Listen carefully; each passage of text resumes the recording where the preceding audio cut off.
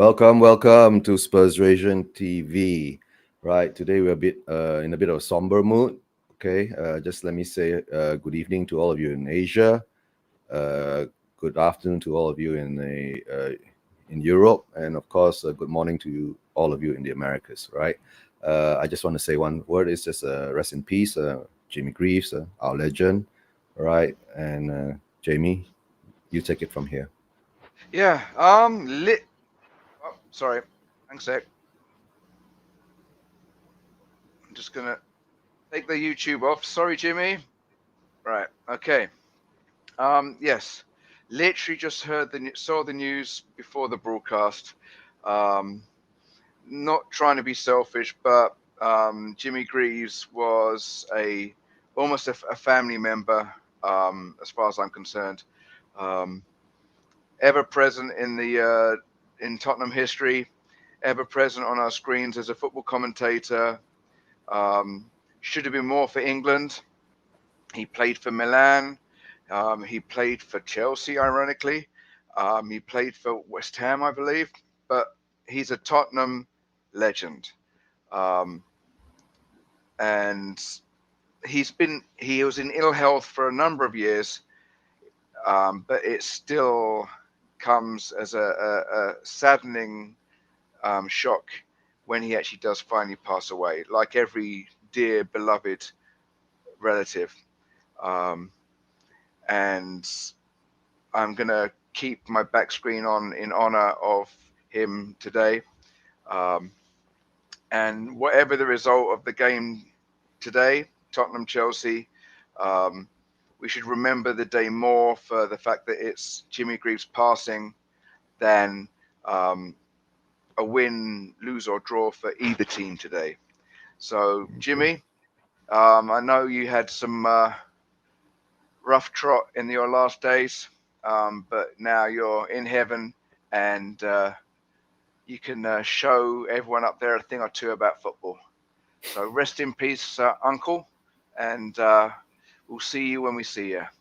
But we'll look after your family whilst you're up there, okay? Love you, Jimmy. Okay. Let me bring in some guests who are waiting in the back room, and we'll continue from there.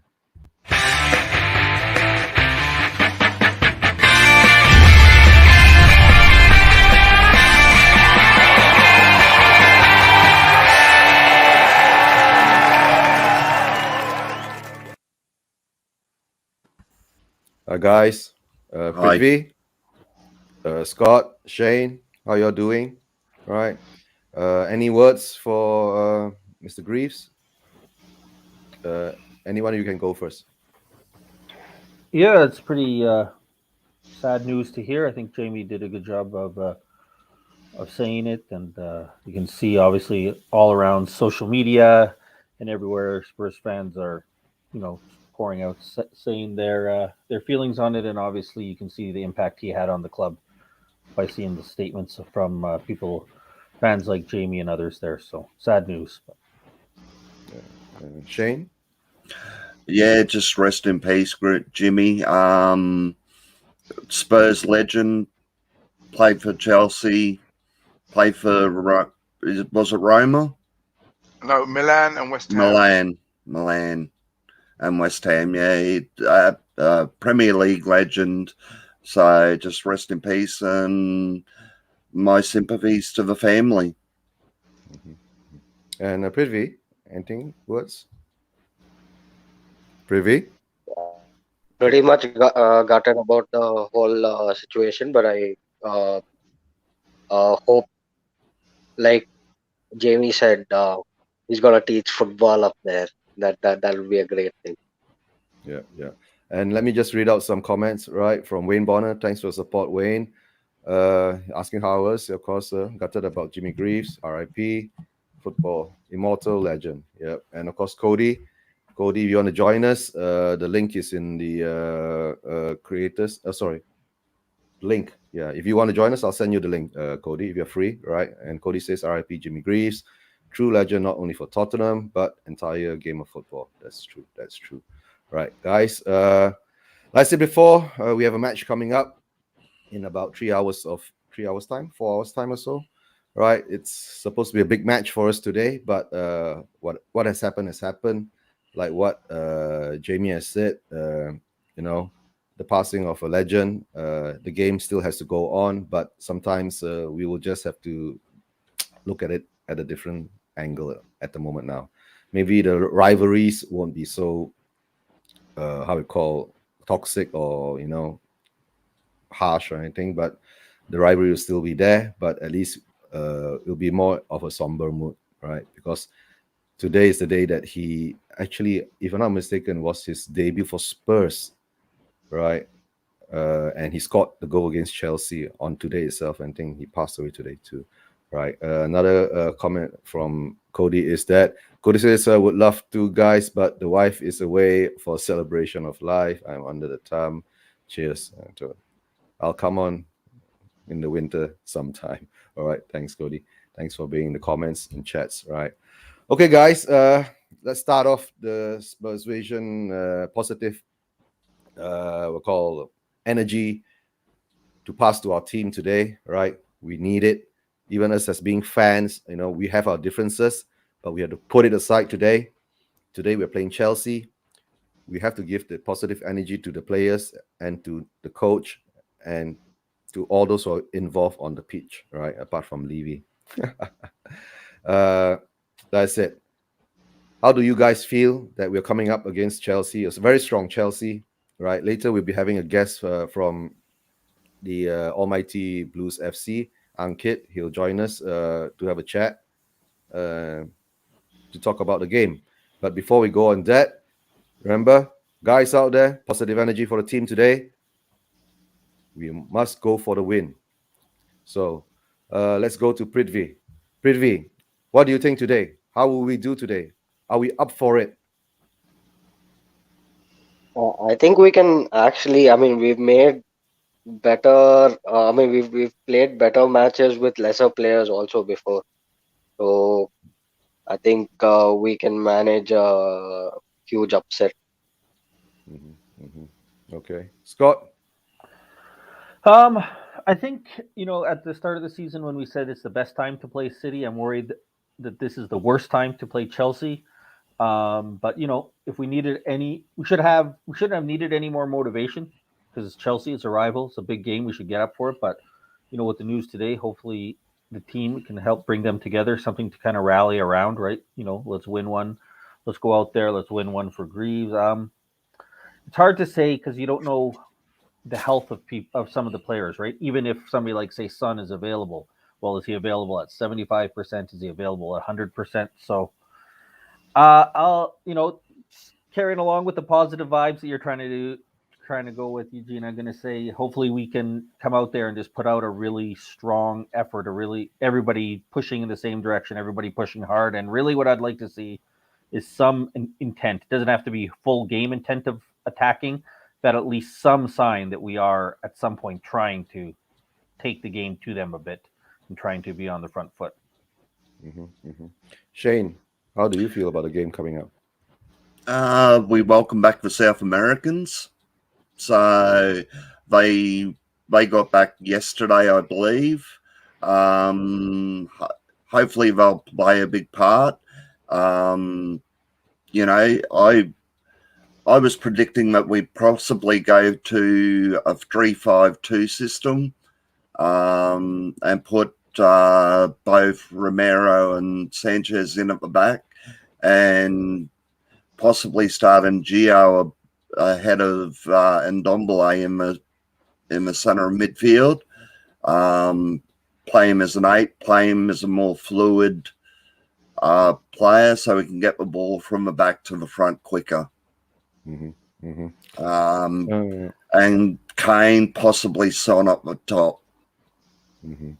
Yep. I guess at the moment, all of us are a bit skeptical because of what has happened, right? With all the injuries that we have, right?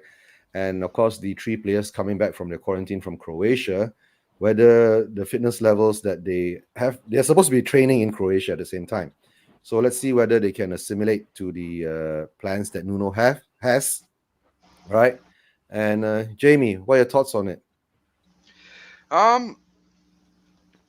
Well, no, I'm a bit nonplussed. The game. I mean, I'm thinking more of Jimmy Greaves than I'm thinking of the match. I just want us to get something out of the game. Considering all our injuries, considering the uncertainty of who's actually going to play, um, I just want to get some kind of result. Not gonna be sort of like dizzy and think that we're going to win, but a draw would do me fine, um, and it'd be quite symbolic because it would be honouring both sides that Jimmy played for in the match. I mean, beyond football. Hmm. Hmm. Okay, before we go further into the Chelsea game, guys, yesterday's matches, anything standing out? I mean, that stands out to you guys? Any matches, any surprises, any kind of notes to look at to? Right? Anybody can go. Uh, Brentford had a good win. Yay! Yes, Two goals in 7 minutes. yeah, That's a yeah. that's all it took. 2 goals in 7 minutes to turn the tide against Wolves. Mm-hmm, mm-hmm. Yeah. To tell the truth, yeah, to me, the way I saw Brentford play yesterday, right? I mean, I don't think they're going to be easy, right? Even though they're just being a promoted team, and somehow or another, I think Wolves has a problem at the moment. They can't score at home at all. And I was watching the game yesterday because I was monitoring it. How would you say? Just to see how they play at home, because we are going to play them at the Carabao Cup in midweek, right? So they had a lot of attacking flair. They went forward a lot, but somehow or another, the ball couldn't hit the net. Yeah, I do not know what's going on there, right? And to tell the truth, Brentford is a team that we look at, and not to take them lightly, right? We should not take them lightly. Uh, they are organized, they are strong in yeah, defense, and when they counter attack, they have the pace too. So they can be quite a scary team. Just let me give a shout out to some of you guys in the chats. Vibuff, you can join us if you want to, right? More or less. And of course, one from Wayne Bonner. Would you like to read that, Jamie? It's to you. Okay. Let's see now. I'm with Jamie. To me, the game has become largely irrelevant with Greaves' death. As long as we put in a performance and both clubs show the respect Greaves deserves. Yeah. Yeah. Okay. Yeah. Big If up, I big if up, I big up, if Wayne. yeah mm, if I start getting a bit misty, don't mind me. Yeah, I'll yeah, just turn my yeah, cam off.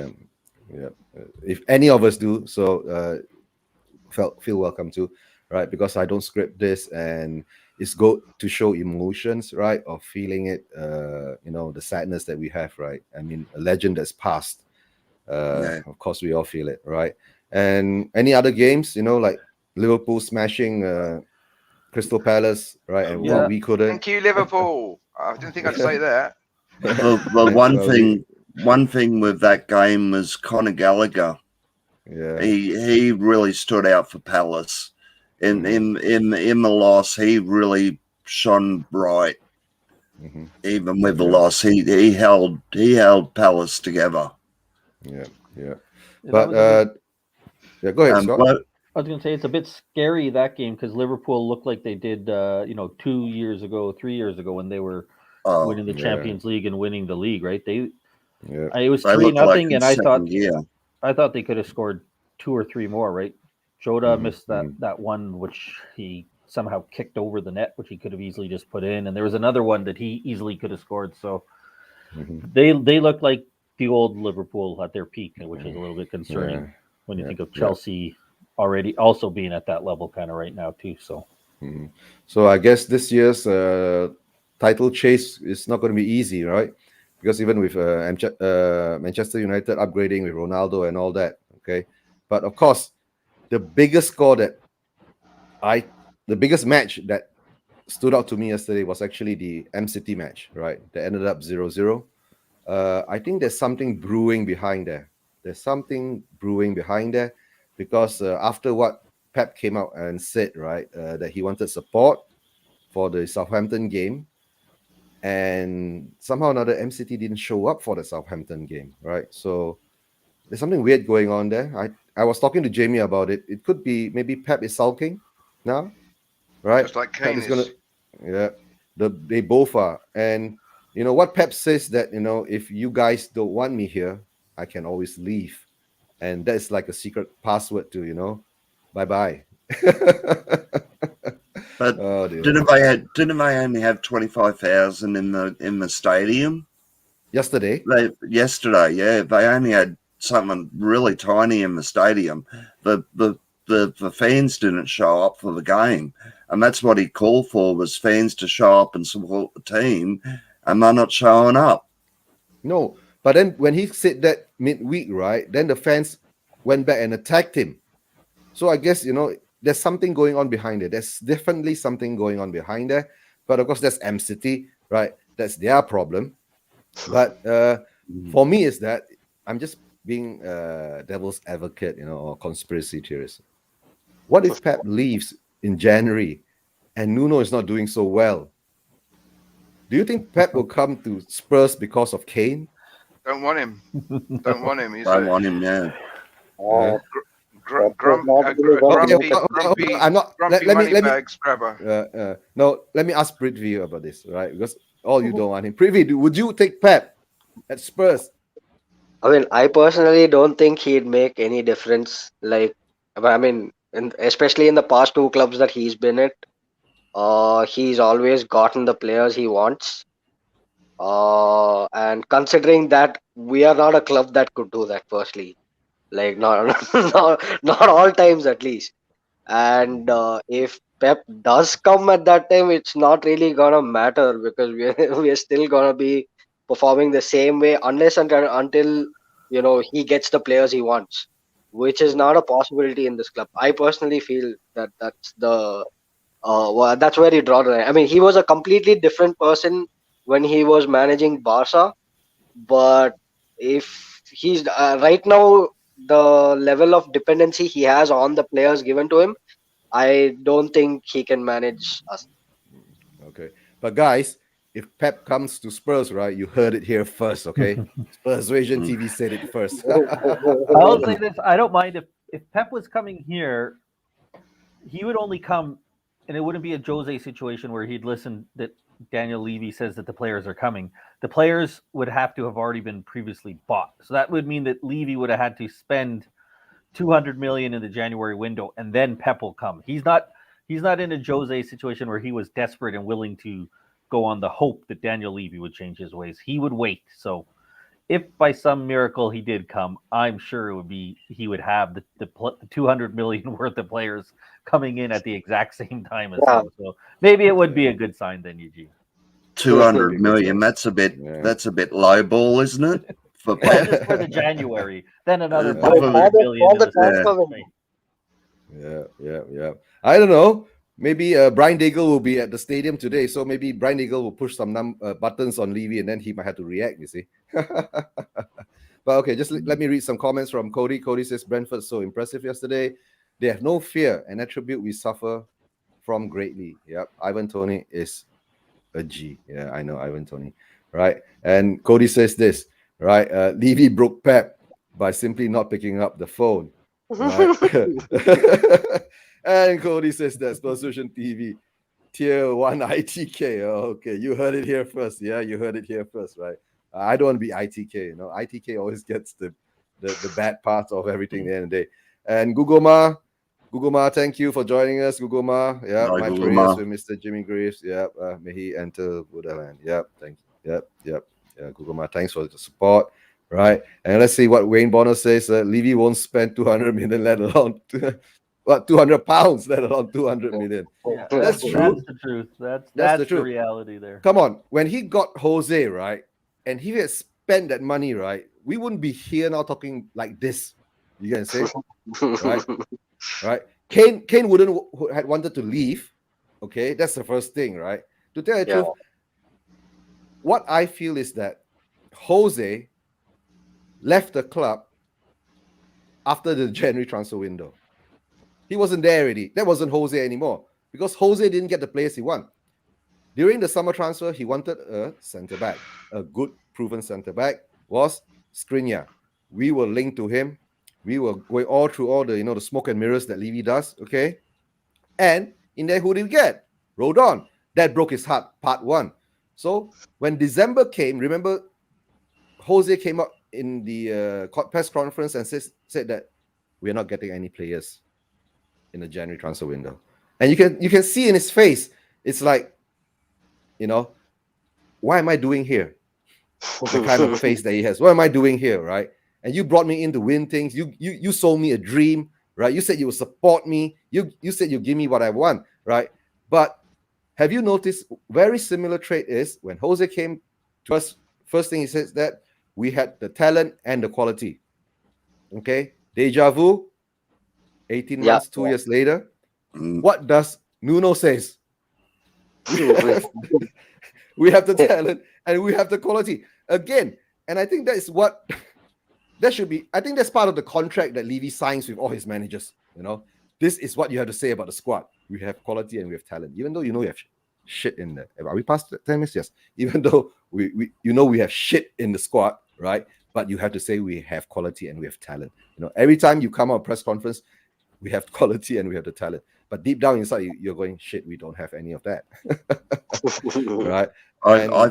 I think Levy's broken Nuno already. Unfortunately, he looks dejected. No, to tell you the truth, I don't think Levy has broken Nuno. I think Levy has to break Paratici first, right? It'll be a domino effect. Because now Levy is very smart. After what happened last year, he brought in a director of football or whatever you call him, right? To be managing director of football, right? To be the deflection of all his nonsense. Okay. And basically like a shield. Yeah, a shield. Right? Reload XXXXX. Thanks for being on the show. Thanks for your support. Right. What Reload says, Jose always does that if he isn't back. Yes. In his view, and sabotage mode until he gets into sabotage mode until he gets sacked, right? Did the same at United too. Yes, that's what he did, and said he would take most of Sevilla's team after the Champions League loss. Champions League loss? Yeah, United Champions League lost to Seville. Okay. Oh, we lost to Seville in Champions League. No, Manchester United lost. Manchester United lost to Seville. And then that's when they dropped down into the Europa League, right? If I'm not mistaken. And that year, Jose won the Europa League, right? Yeah. Yeah. Okay. All right. Okay. Thanks, guys. That's how we learn. All right. That's how I said we learn. All right. And of course, there's more comments coming from Guguma. Jimmy Pretty praying for him. Right.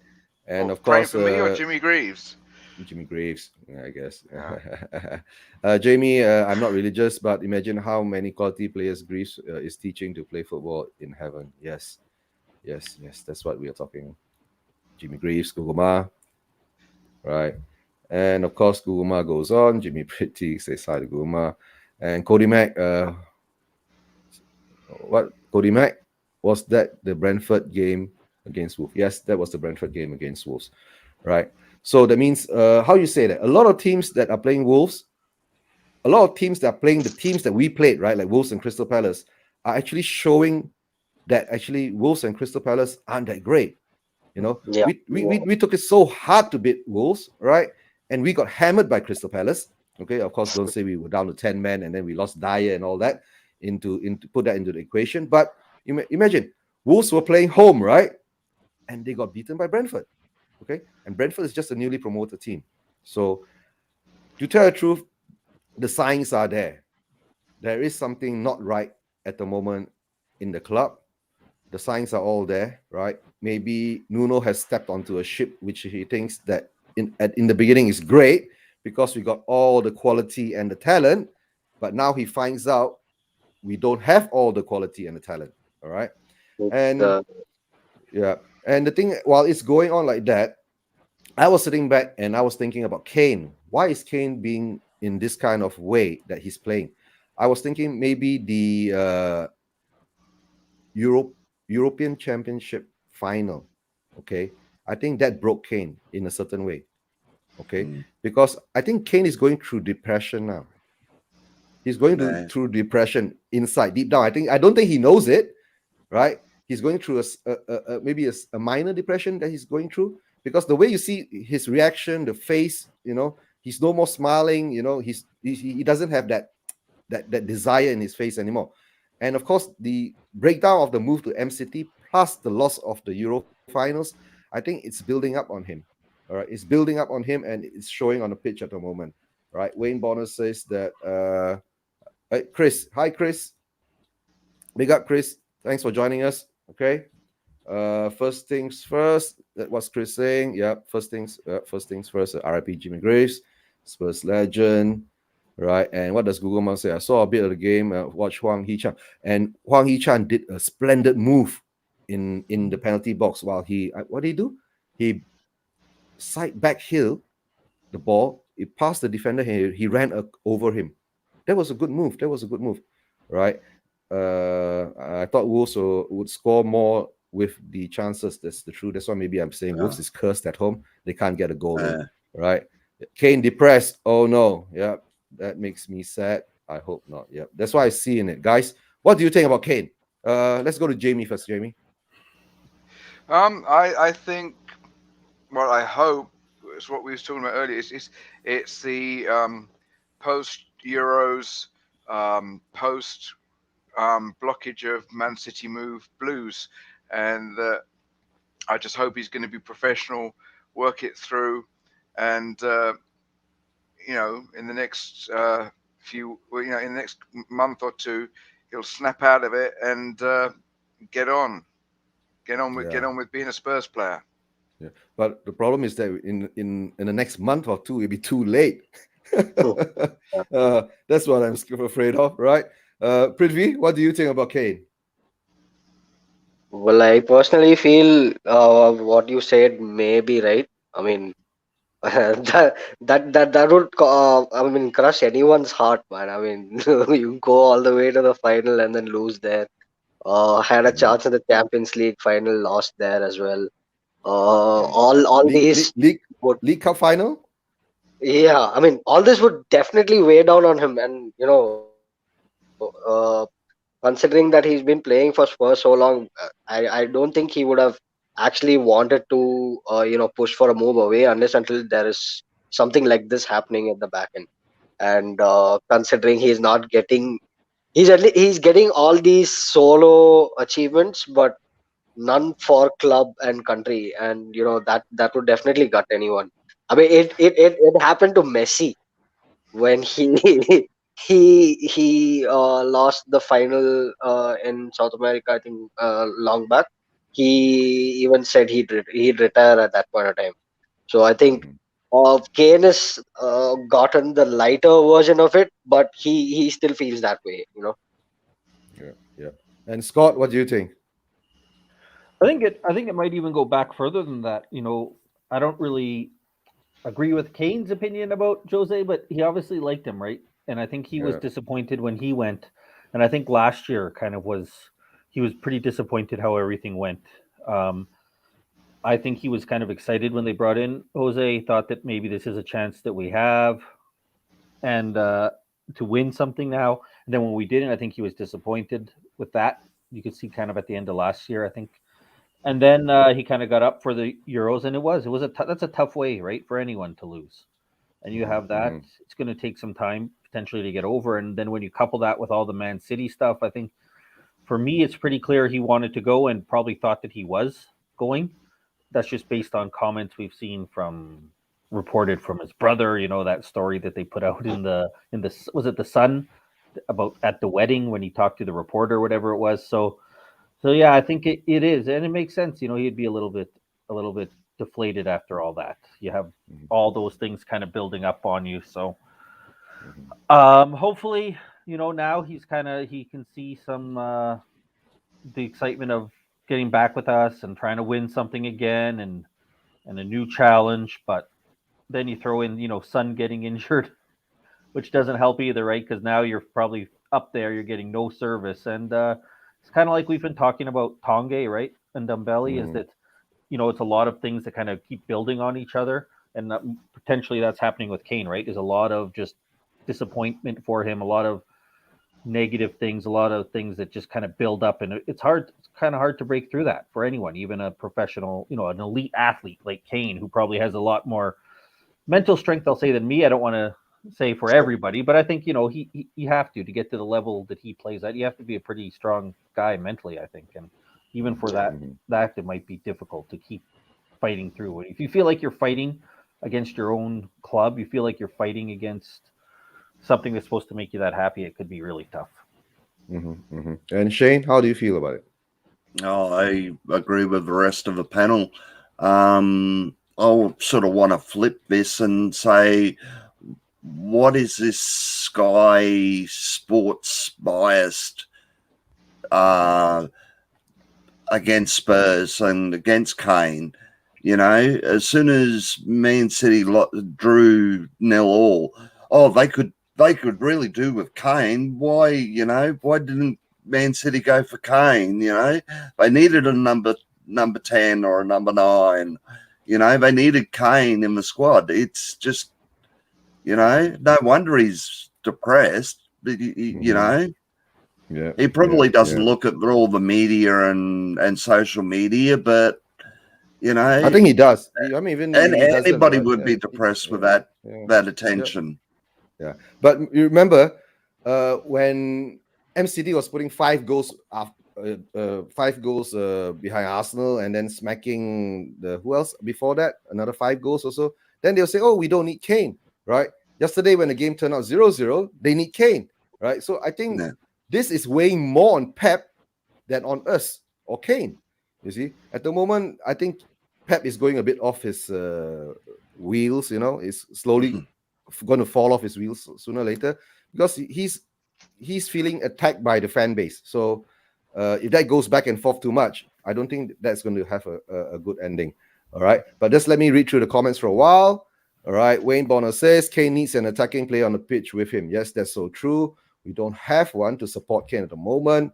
Reload XXXXX says that with the way the team is playing and creating, put whoever you want there.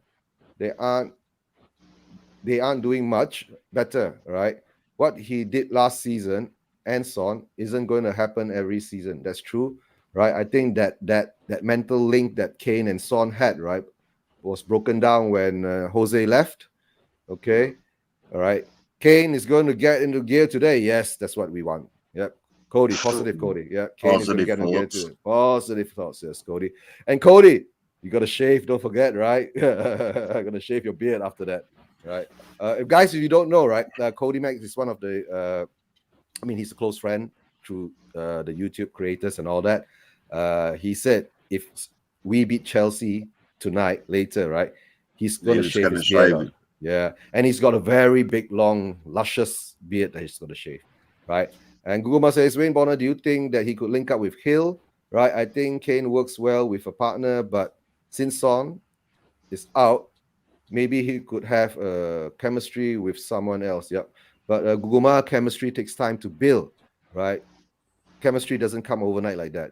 It took Kane and Son to build that chemistry for at least 4 years, and somehow or another, it was Jose that opened the door for Kane and Son to link up like that. So let's see what happened. That's why I said maybe Kane and Son lost the chemistry when Jose lost his, heart for the club, to play for the club. To manage the club properly, right? Kane will Google here answering. Guguma, Kane will well with Hill, either Tanguy or Gio. At least 2 attacking options on the pitch. Yeah. To tell the truth, at the moment, let me go through one more from Guguma. Says that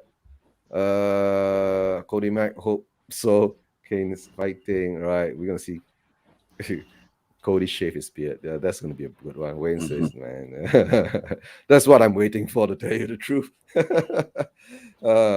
And yes, it will be hard. Anyone agree, Shane? Yeah, it will be hard on anyone. I think we were talking about just now the depression thing. All right. Wow, really, Cody Mack? Actually, I think it. What look fair? Actually, I think it will look fabulous on you. Right, Adam. Hi, Adam. Thanks for joining us. Thanks for your support, Adam. Adam is a big supporter too. Right, and let's see what Wayne Bonner says about this. Yep, I remember Cody saying that on Bob Spur last night about shaving his beard. Plenty of witness. Cody, you can't run away from that, right? Oh, yes, yeah. And talk about Bob Spur last night. I watched back the video, right? They were arguing something about Mike Ashley, the owner of Newcastle. You watched that, right? And Yeah. too bad I was asleep during that. If I was on that show, then I would have told the two guys that were saying who's better. You know, there's an argument going on between Stel and Danny, right? Danny Kriaku. Later, you get to meet the rest of the guys, Privy. I'll introduce you to them. What Danny says that he says Mike Ashley is worse, and Stel says no, Mike Ashley is not as bad as Levy. I just want to correct you guys, right? Mike Ashley is not as bad as Levy. You know why? Because Mike Ashley is truthful and honest. He doesn't do all the smoke screens, all the drama, all the shows, right? Mike Ashley will come and tell Steve Bruce, you don't have money to buy players, suck it up and deal with it, right? And Mike Ashley says that I want to sell the club, right? And I want 300 million pounds for it, right? That's all. He doesn't go around and say, "Oh, I want 250 now." No, maybe 300, 350. No, he Mike Ashley doesn't link the club to 300 players and get one or two, right? Mike Ashley will say, "I don't have money. This is what you have." That's why sometimes I pity Steve Bruce. I think Steve Bruce is really underrated. You know, the way that he has managed Newcastle, because he has never had a budget to do it. And I think in the past 3 years, right, what big signings that he has ever signed is Joe Linton, right? And of course, this season they signed Willock, Joe Willock, if not mistaken, right, from Arsenal. Yeah, which they took him from loan from last year from Arsenal. Which, to tell the truth, I think Willock performed amazingly in in the last half of the season after being transferred to Newcastle. Yeah, he was amazing. I think that's right? a good signing for them, actually, Willock. Yeah, it was I mean, a good they signing probably for should them. be signing more than just that, but Yeah. it's an individual move. I think it's a good move for them. Yeah, He but the was thing a is that, superstar for them. but at least Mike Ashley will tell you, right? Your budget this year is 30 million pounds, right? Deal with it, right? Levy will be linked to Lautaro Martinez. We're linked to Conte. We're linked to Dybala. everybody. Yeah, Dybala, right? And to tell the truth, Dybala and Grealish, right? We should have bought them, right? Bruno Fernandes, we should have bought them, but we didn't buy them. We bought somebody cheaper. Get them Yeah, and we get them at discount prices and all that, and hope they turn into a gem, and then we sell them for a profit. That's the problem. I think the footballing side, right? Levy thinks footballers are property. You know, when you buy property, right, you keep it over time, right? It rises. Okay. When you buy players, right, if the player perform and become a superstar, your value rises, right? Okay. But if you don't, you devalue. It's so simple. If you don't understand that part of football, I don't know why you're running football. Okay. You should let the football be run by the professionals. Okay. So let me go through some of the chats again. Guguma is saying big up to Adam. Adam says, I think we all can agree that Levy and Ashley are shit honest. Yeah. But I think at least Ashley is honest to the fan base. Okay. Right. But somehow I don't know why the Newcastle fans take it. Okay. Steve Bruce has done the best he can with that squad. That's so true. Okay, that's what I've been saying. Levy's favorite word is links. Oh dear, I think that's true. We're always linked. That's why we have to send the link to Levy so he can hop on. I like Steve Bruce. He seems a kind man. He took a chance on Ji Dong Won. Yes, when he was a Sunderland manager, I believe. Yep.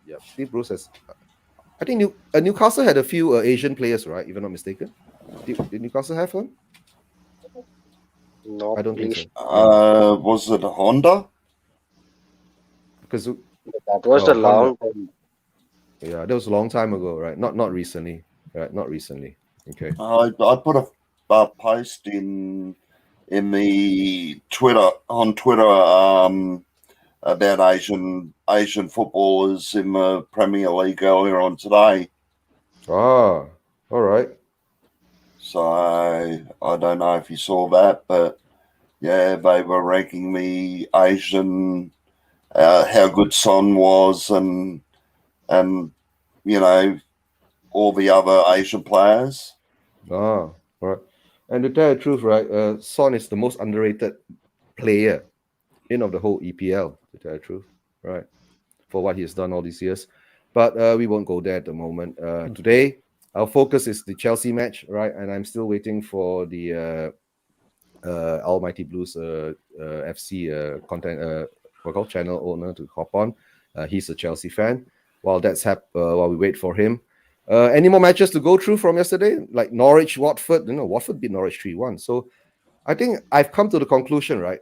Norwich is the ding-dong team.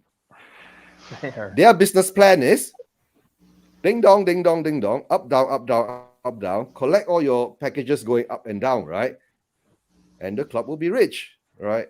And the owners will be rich, right? And hard to say whether there'll be any investments going in.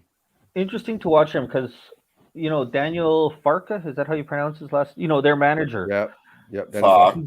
He just refuses to change their approach, right? Like lots of those teams, they come up, and you can stay up if you take a more pragmatic, I know Spurs fans don't get triggered, pragmatic approach by playing defensive football, but he doesn't. He's just like, screw it, we're gonna play the same way that we did when we had the most talent, when they're in the championship, right? And they just get killed. And I remember last time they were up here, you'd watch them, and they would get killed in the midfield because Premier League teams are so much better, and they just run right through them. Yeah. And he won't change his approach, which in some respect I kind of respect, because hey, if that's what you believe how to play football, then go ahead. And with Norwich, I respect them for keeping him, right? Because he does, when they go to the championship, he does a good job. And it'd be easy to kind of fire him and. No, but I think that is their business plan, Scott. You understand? In the past 4 years or 5 years, they've been up and down 3 times, if you're not mistaken. And imagine every time you go down, right, your compensation package is over 100 million pounds. Imagine, and then when you come back up again, you get another 100 over million pounds. Imagine if you do it 3 times, that means they have at least 600 million pounds in their coffers. But the thing is that whenever they come up, they never improve the squad. That core of the squad is always there. They will just bring in a few more players just to bolster up certain areas, right? And they're not bringing in Premier League proven players. They'll be still getting players out of the Premier League and from the Championship to bring up.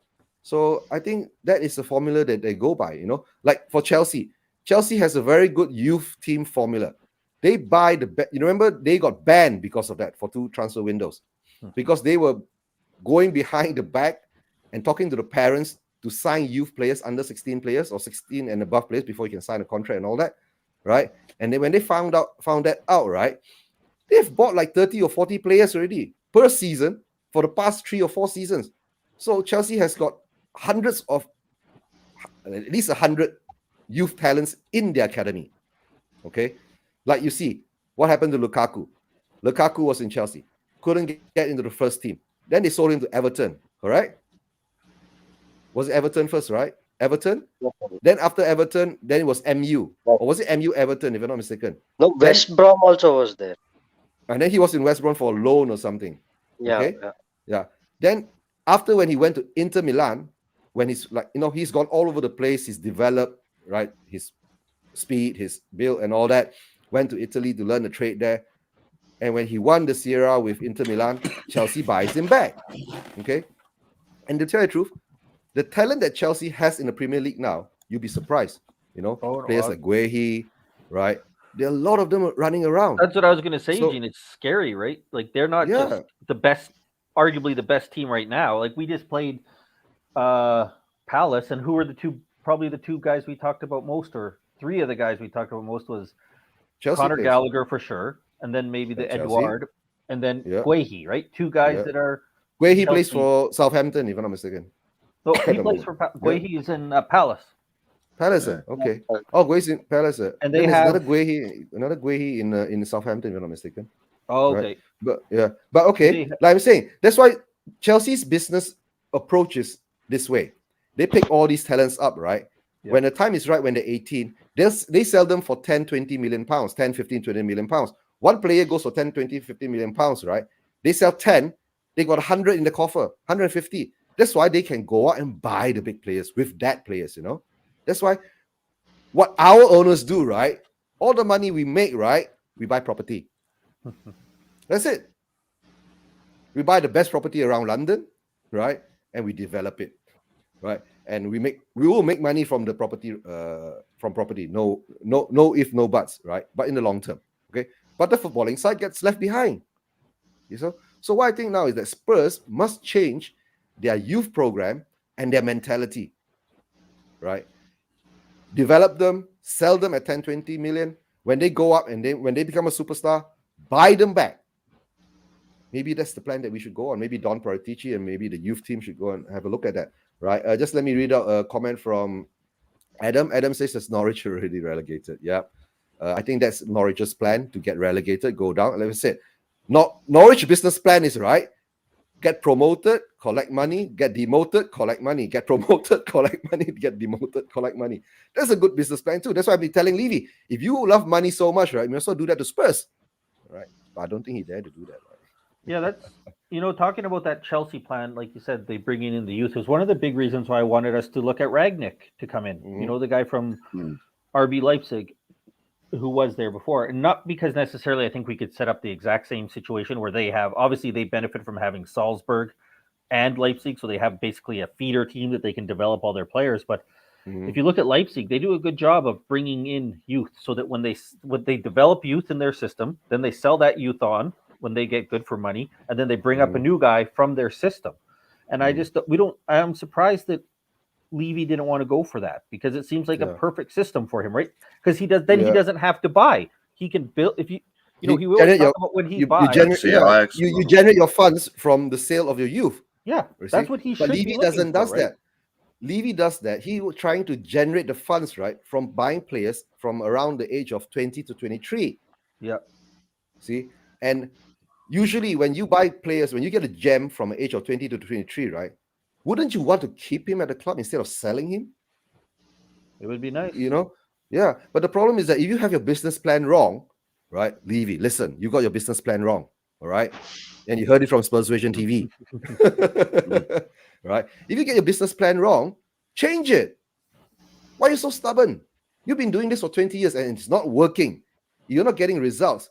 You're irking off every fan that you have, and you must remember, the fans are the ones who give you the money to spend, to build the stadium, to support the club. The jerseys that's been sold in South Korea. Imagine why that time when Kane said that he wanted to leave. A lot of South Korean fans were saying, why Son doesn't want to leave? Son should leave too, right? Son is the icon of Asia, right? Being exposed, right?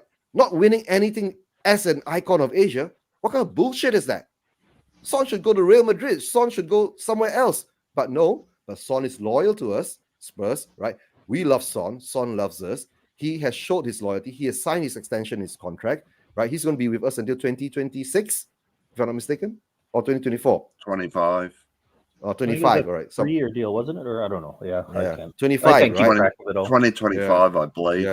Yeah, 2025. So he's still going to be with us. But the problem is that a lot of South Korean fans are saying he's going to be stuck with us and not winning anything. Is it fair for Son?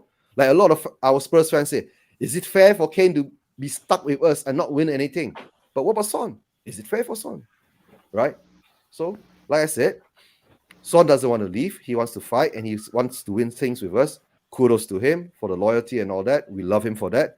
Kane wants to leave, but Levy doesn't want to sell him because maybe MCT didn't give him the price that they wanted, right? Or maybe that's why it's gone back to Pep now. Pep is sulking, right? Because he didn't get Kane.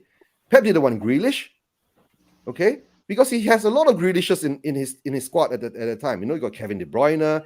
The players that line up there, Mahrez and all that. He doesn't need a Grealish, right? He needed a Kane, a striker, right? Because Pep wants to win the Champions League. You see? And hold on for a while. Let me see if I got a new guest. Ankit. Yes, Ankit has got his devices up. Let me bring Ankit in for a while. Hold on, Ankit.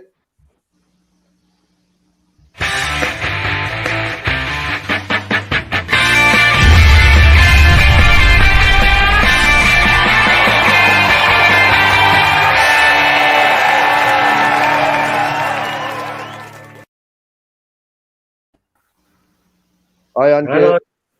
Hey, Welcome, Eugene. welcome to Spurs Vision TV. Yes, I tried to get. Thank I put out a message to Harry and Ram, but I don't think they're free, so they weren't able to Okay. join us. Right. No worries, no And worries. But yeah, great to meet you all. Definitely, yeah, great squad here already. So looking forward to it. yeah. Just I said it would be 5 on the panel, but we had extra guests on earlier, so just let him stay on for a while. Okay, Ankit. My co-host is Jamie. He's next to me. Hi, Yes, Jamie. I always do this I'm wrong, yeah, I'm the somber one because Yeah, just griefs. grieving grieves. Yeah, grieving. Yeah. I And think really sad to hear that, right? As in yeah, true legend of the game, yeah, right? As in legend of the sport itself, right? One of those yeah, legends that we've yeah, lost today for sure. yeah. Next to Jamie is Prithvi. All right, he's from Bangalore Spurs. Below Prithvi is Shane. Hey, He's from Australia. And next to hi, Shane Shane. is Scott. Scott is from Canada. Hey, Right. Ankit. Hey, Scott. Okay. Hey, I'm half Canadian as well. I'm a Canadian PR. But yeah, as in great to meet you all for sure. And thanks, Yeah, Eugene, again for having me. And of course, Almighty Blues FC. yeah, yeah. Ankit, just let us know about yourself, where you're from, how you fell in love with Chelsea and all that. Then after that, we'll go on to the banter between our clubs. Oh yes, of course, of course. So, I'm basically from Asia. I'm kind of born and brought up from India. So, of course, we didn't have much of football, in until say the World Cup came to Asia, right? As in the 2002 World Cup was when Yeah, really yeah. I think it was big. Before that, yes, I used to watch a lot of international football, but it's around the 98 2000 era that again Chelsea were kind of coming up. There was a transition in the Premier League. There was a lot of coverage that started in Asia of the Premier League, and I think Zola of the likes, and anyone who kind of watches Zola, I know, like, being a Spurs fan, you may not agree, but I think Zola is one of those people that you watch him and you kind of fall in love, right? So for me, it was just a coincidence that the coverage started then and Zola came into picture, and then obviously the World Cup came a couple years down the line. So I became from a fan to like a major fanatic, say from 2002. And yeah, as in after that it's history, right? As in we have kind of rebuilt a history. I know people say we ain't got no history, we definitely do, but yeah, after 2002 we made our history even more, which was all more reason to kind of stick to it. And yeah, as in I have kind of moved countries. Like I said, I have been to Canada, and now I'm back in India because of the pandemic. But certainly, I think Chelsea has always been there. And I started my YouTube channel a couple of years ago, but then because of geographical relocation, I had to stop. And then I've rebranded this year again, like as Almighty Blues FC, like you can see. So yes, I cover a lot of Chelsea content, but I am one of those people who believe in nostalgia, and like again talking about Jimmy Greaves and the stuff. Like I am basically someone who believes in historians, and one of those. So I do a lot of trivia shows as well on my channel. I know Eugene has been there and seen that. Hopefully, you'll also come on the panel sometime. And yeah, so anyone is welcome. It's a fan channel for everyone to see, and I look forward to the chat with you guys. Yeah. Ankit, do you mind if I bring on one more guest? Of course not. It's your channel, mate, and I'll be more than happy. No. We're Asians. We're always very polite, But actually, you're based in India now, right? I am a Canadian PR, but it's for this particular year. Yes, I can say that for this year I am in India, obviously because of the pandemic. As in travel was not on, right, for a few months, so I'm kind of year back because my family is here. But yeah, as in I keep traveling between India and Canada. Which part of India are you from? I'm from Bangalore. I'm a Bangalorean. Oh, Yeah. So IPL is starting today. Yeah. Of course, I noticed that IPL, first yeah. thing, Yes. I know yes, IPL. yes, Yeah, that's why. Yeah. That's why Vibuff can't join us. He said because IPL is starting today. But let me bring on one more guest. All right. Sure.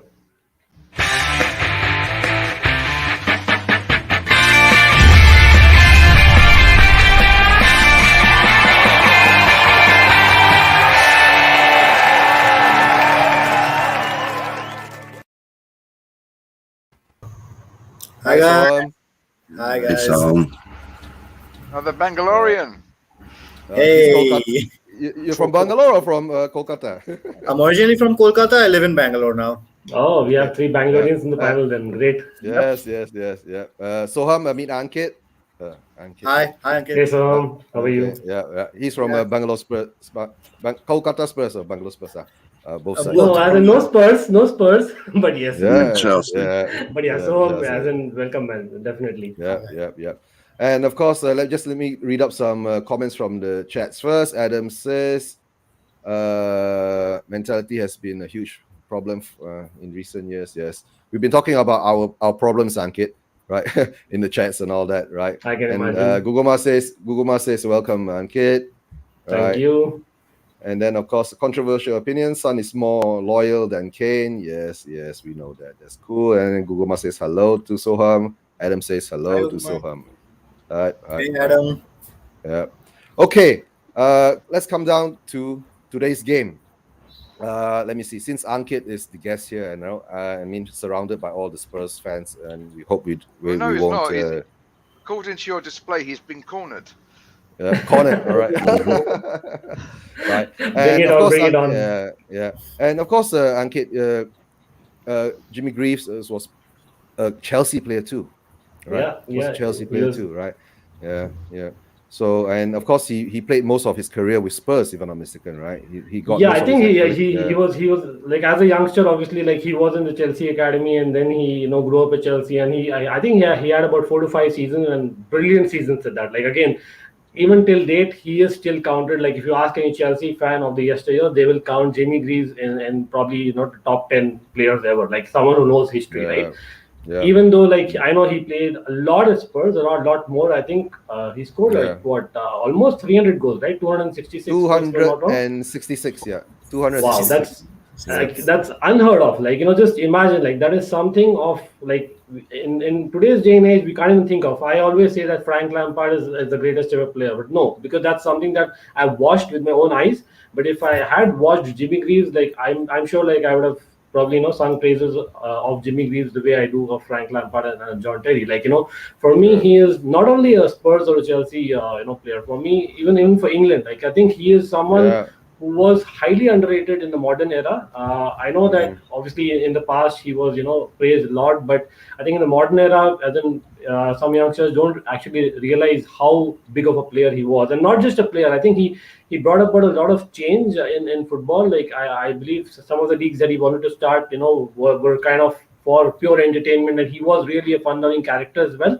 So that's something that the footballing world will really miss. As in, I know for Spurs, he is probably as in one of the greatest legends of Spurs. So I can imagine what you guys are feeling right now. But yeah, as in again, yeah, he'll be remembered for sure. Like, hopefully, we all can take inspiration from him, and look forward to it. And it's crazy, right? It's today, like, Derby Day. I know we shouldn't say that, but that's ironic, or maybe there's something that was destiny for him. Like, I don't know. I have to say that, right?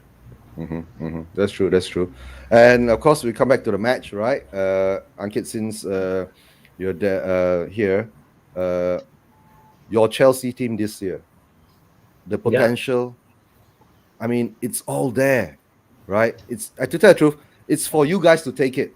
It's how you're going to take it. That's all, right? And if you do have a challenge, maybe it will come from Liverpool or Manchester United.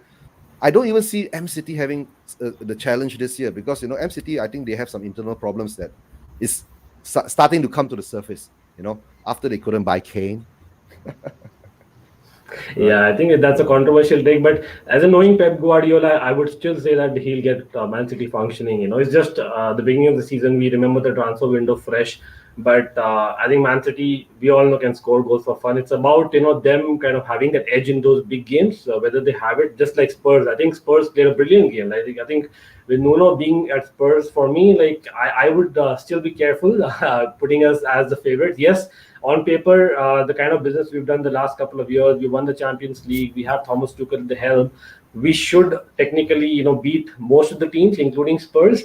But if football was so easy, we wouldn't be discussing. Yeah, it's never like that, right? As in how we, plan it. It'll be like, we all remember. I don't want to kind of talk about negatives, but we've had two absolutely fantastic seasons in 2015 and 2017. But we all remember what happened in 2016. So sometimes, when you have a lot of things going well for you, it's when things go bad, how we react.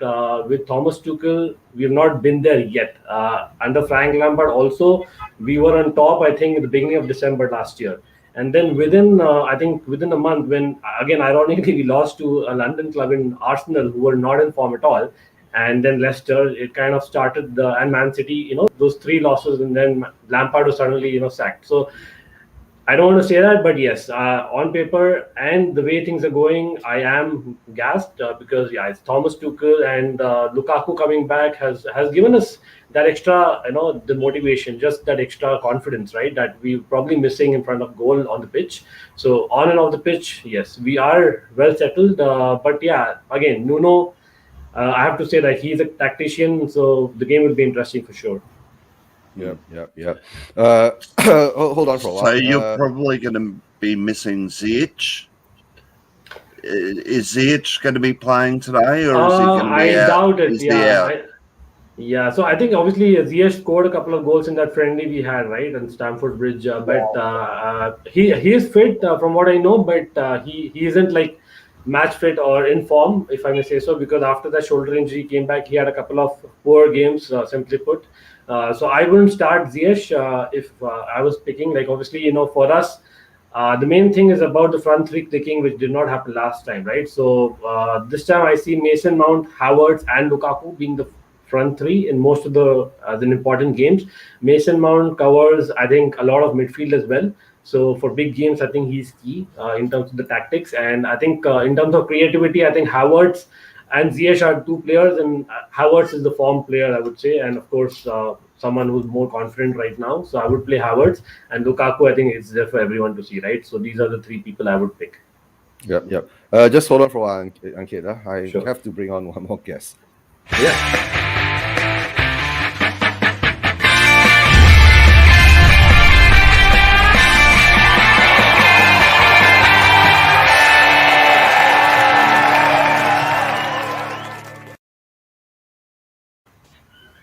Hi, Jens.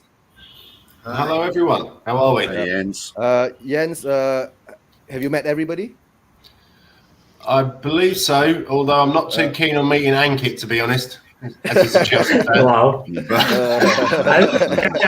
can have a shake hand at the beginning of the game and then probably hit it off on the ground. Put it that way. Okay. Jens, meet Ankit. Jens is actually in Holland. Yes. Oh, okay. As in, I'm a Dutch supporter. Yes, as in, it's strange to say that you don't want to meet me, but I'm internationally, I'm a huge Dutch supporter. So I'm probably a Iron Robin stan. Literally stan. Like I literally worship Iron Robin. So you can imagine, Yeah, but to tell the truth, Jens doesn't support Holland. He supports I'm Denmark. Danish. Because he's Danish. But Wow, that's it's all friendly, right? But of course, Jamie, Jens. Jamie, I'm waiting for the stop. Yeah, Jamie's, it's a bit muted today because of. Jamie's a bit somber today Yes. because of Jimmy Greaves and all that. So No, even Ankit,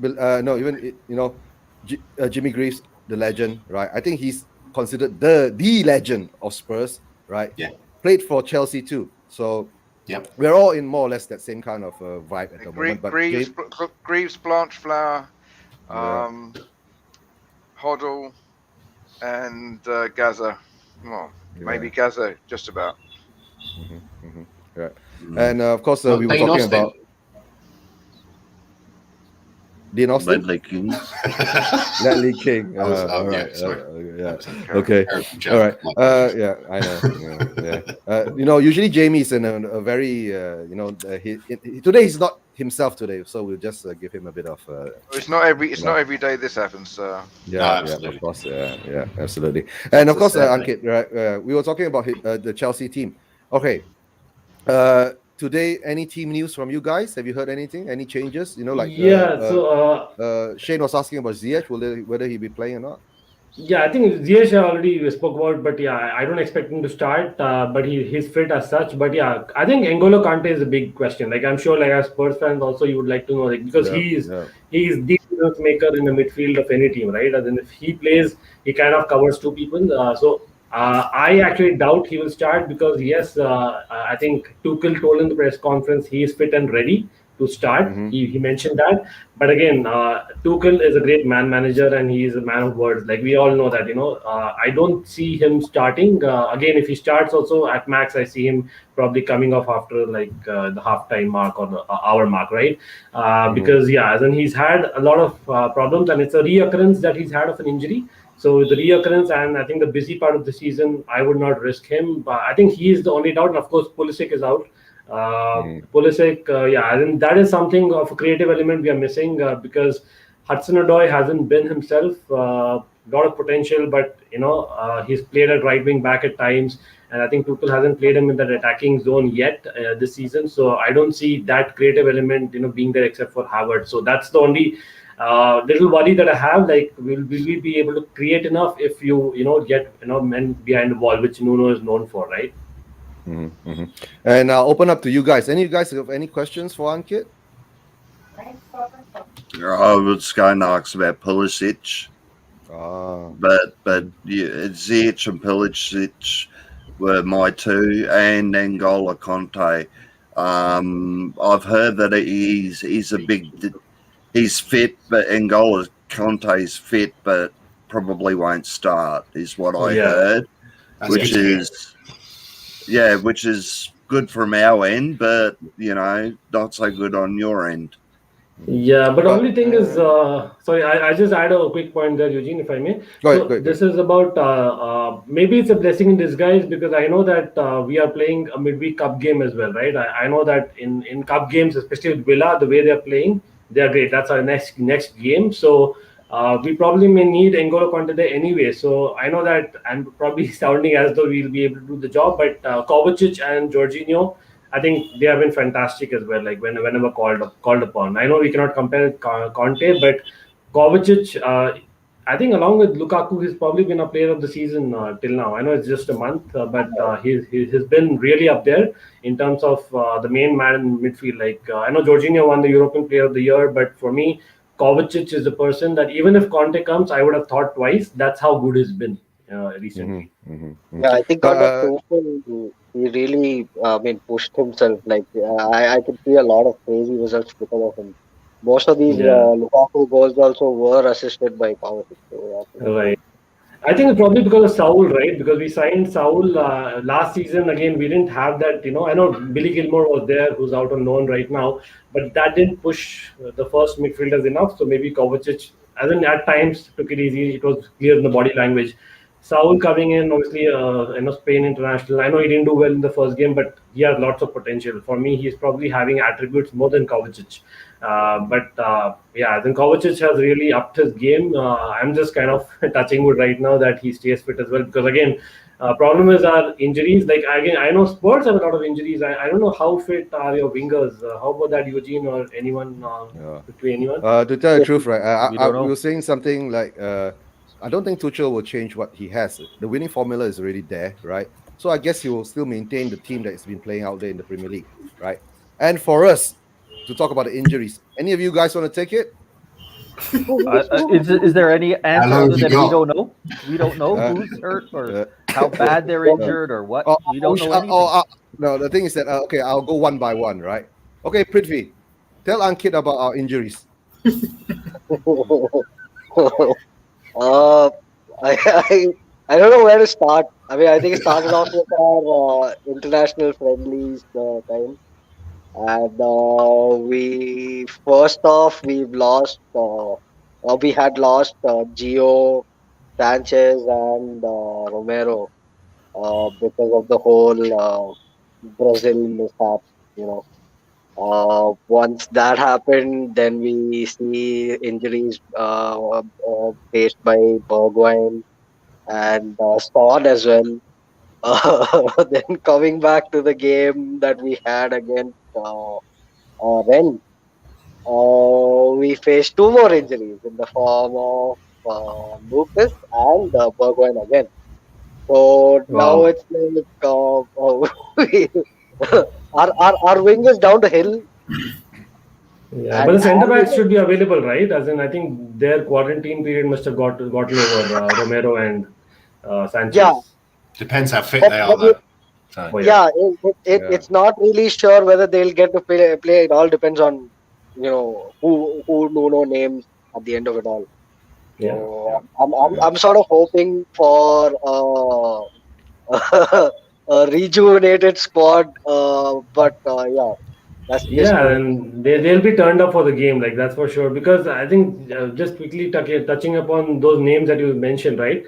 one name that probably I know not many people in the football community talk much about, but Joe Rodon. For me, Joe Rodon is someone who has a lot of potential. Like I know for the Welsh team, he does a lot of as in he makes a lot of challenges, and if he kind of plays with that confidence for Spurs, you have a player there for the future. But again, I get the point. Like obviously it's crucial for I think Romero to be fit, because I think he's probably a number one defender right now. Is that fair to say?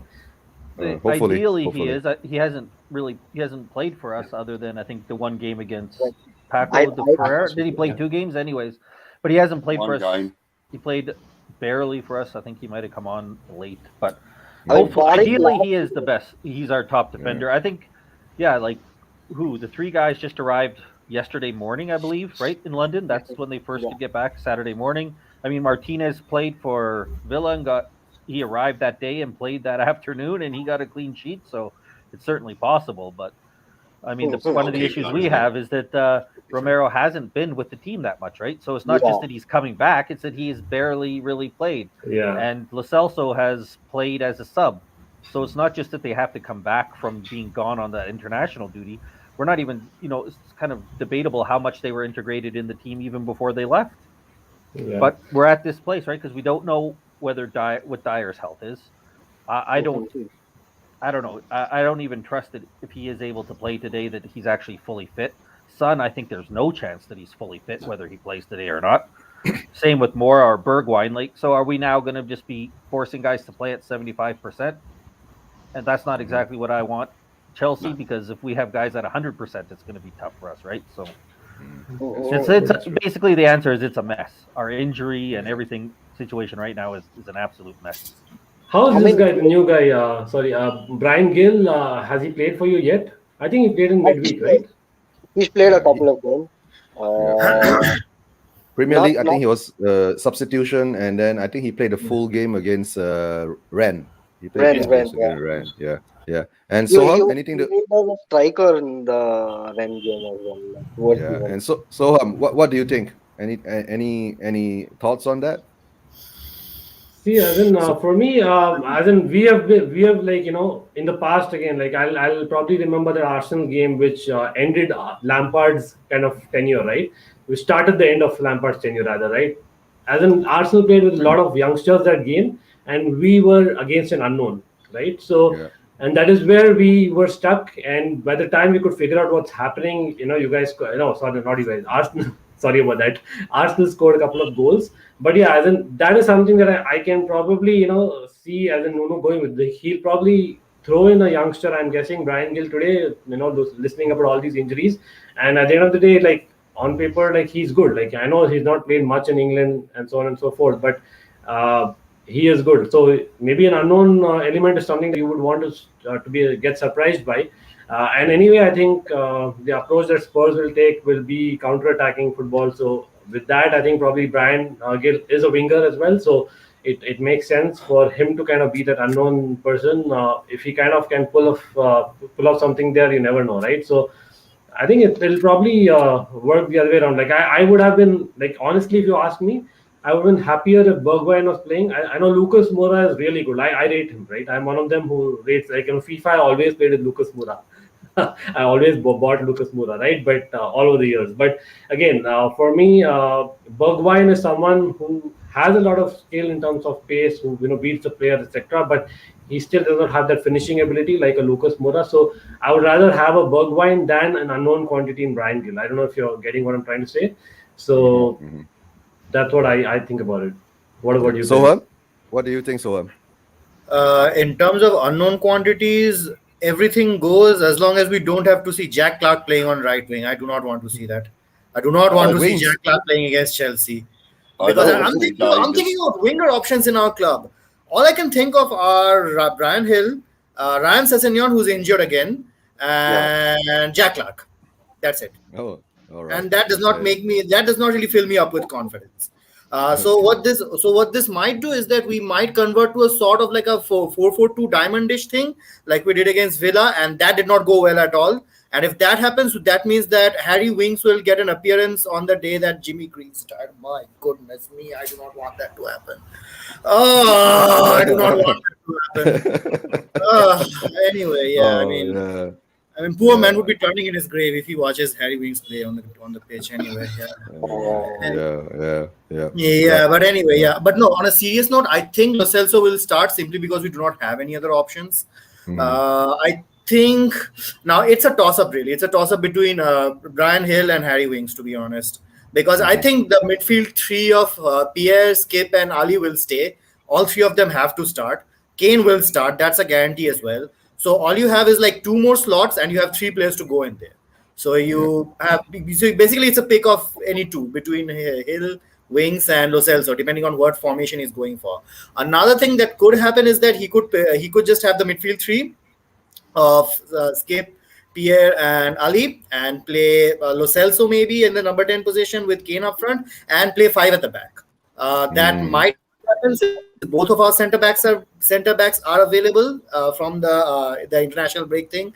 So it could happen, because one thing is I'm not too sure about Emerson as a right back against a team like Chelsea. With Warner making runs behind him, I am not too sure how comfortable he'll be dealing with that.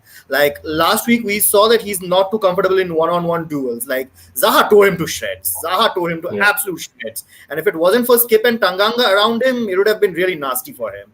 But yeah, you know what? I would have actually preferred to have Tanganga today, but it is what it is. But anyway, yeah. So we might play a back five, and honestly speaking, I would not mind if we just park the bus and take a 0-0 draw today. I would not mind that. I would not mind that at all. Yeah. And Jens, Yes. how do you feel? Yeah, I can't say I'm feeling too confident.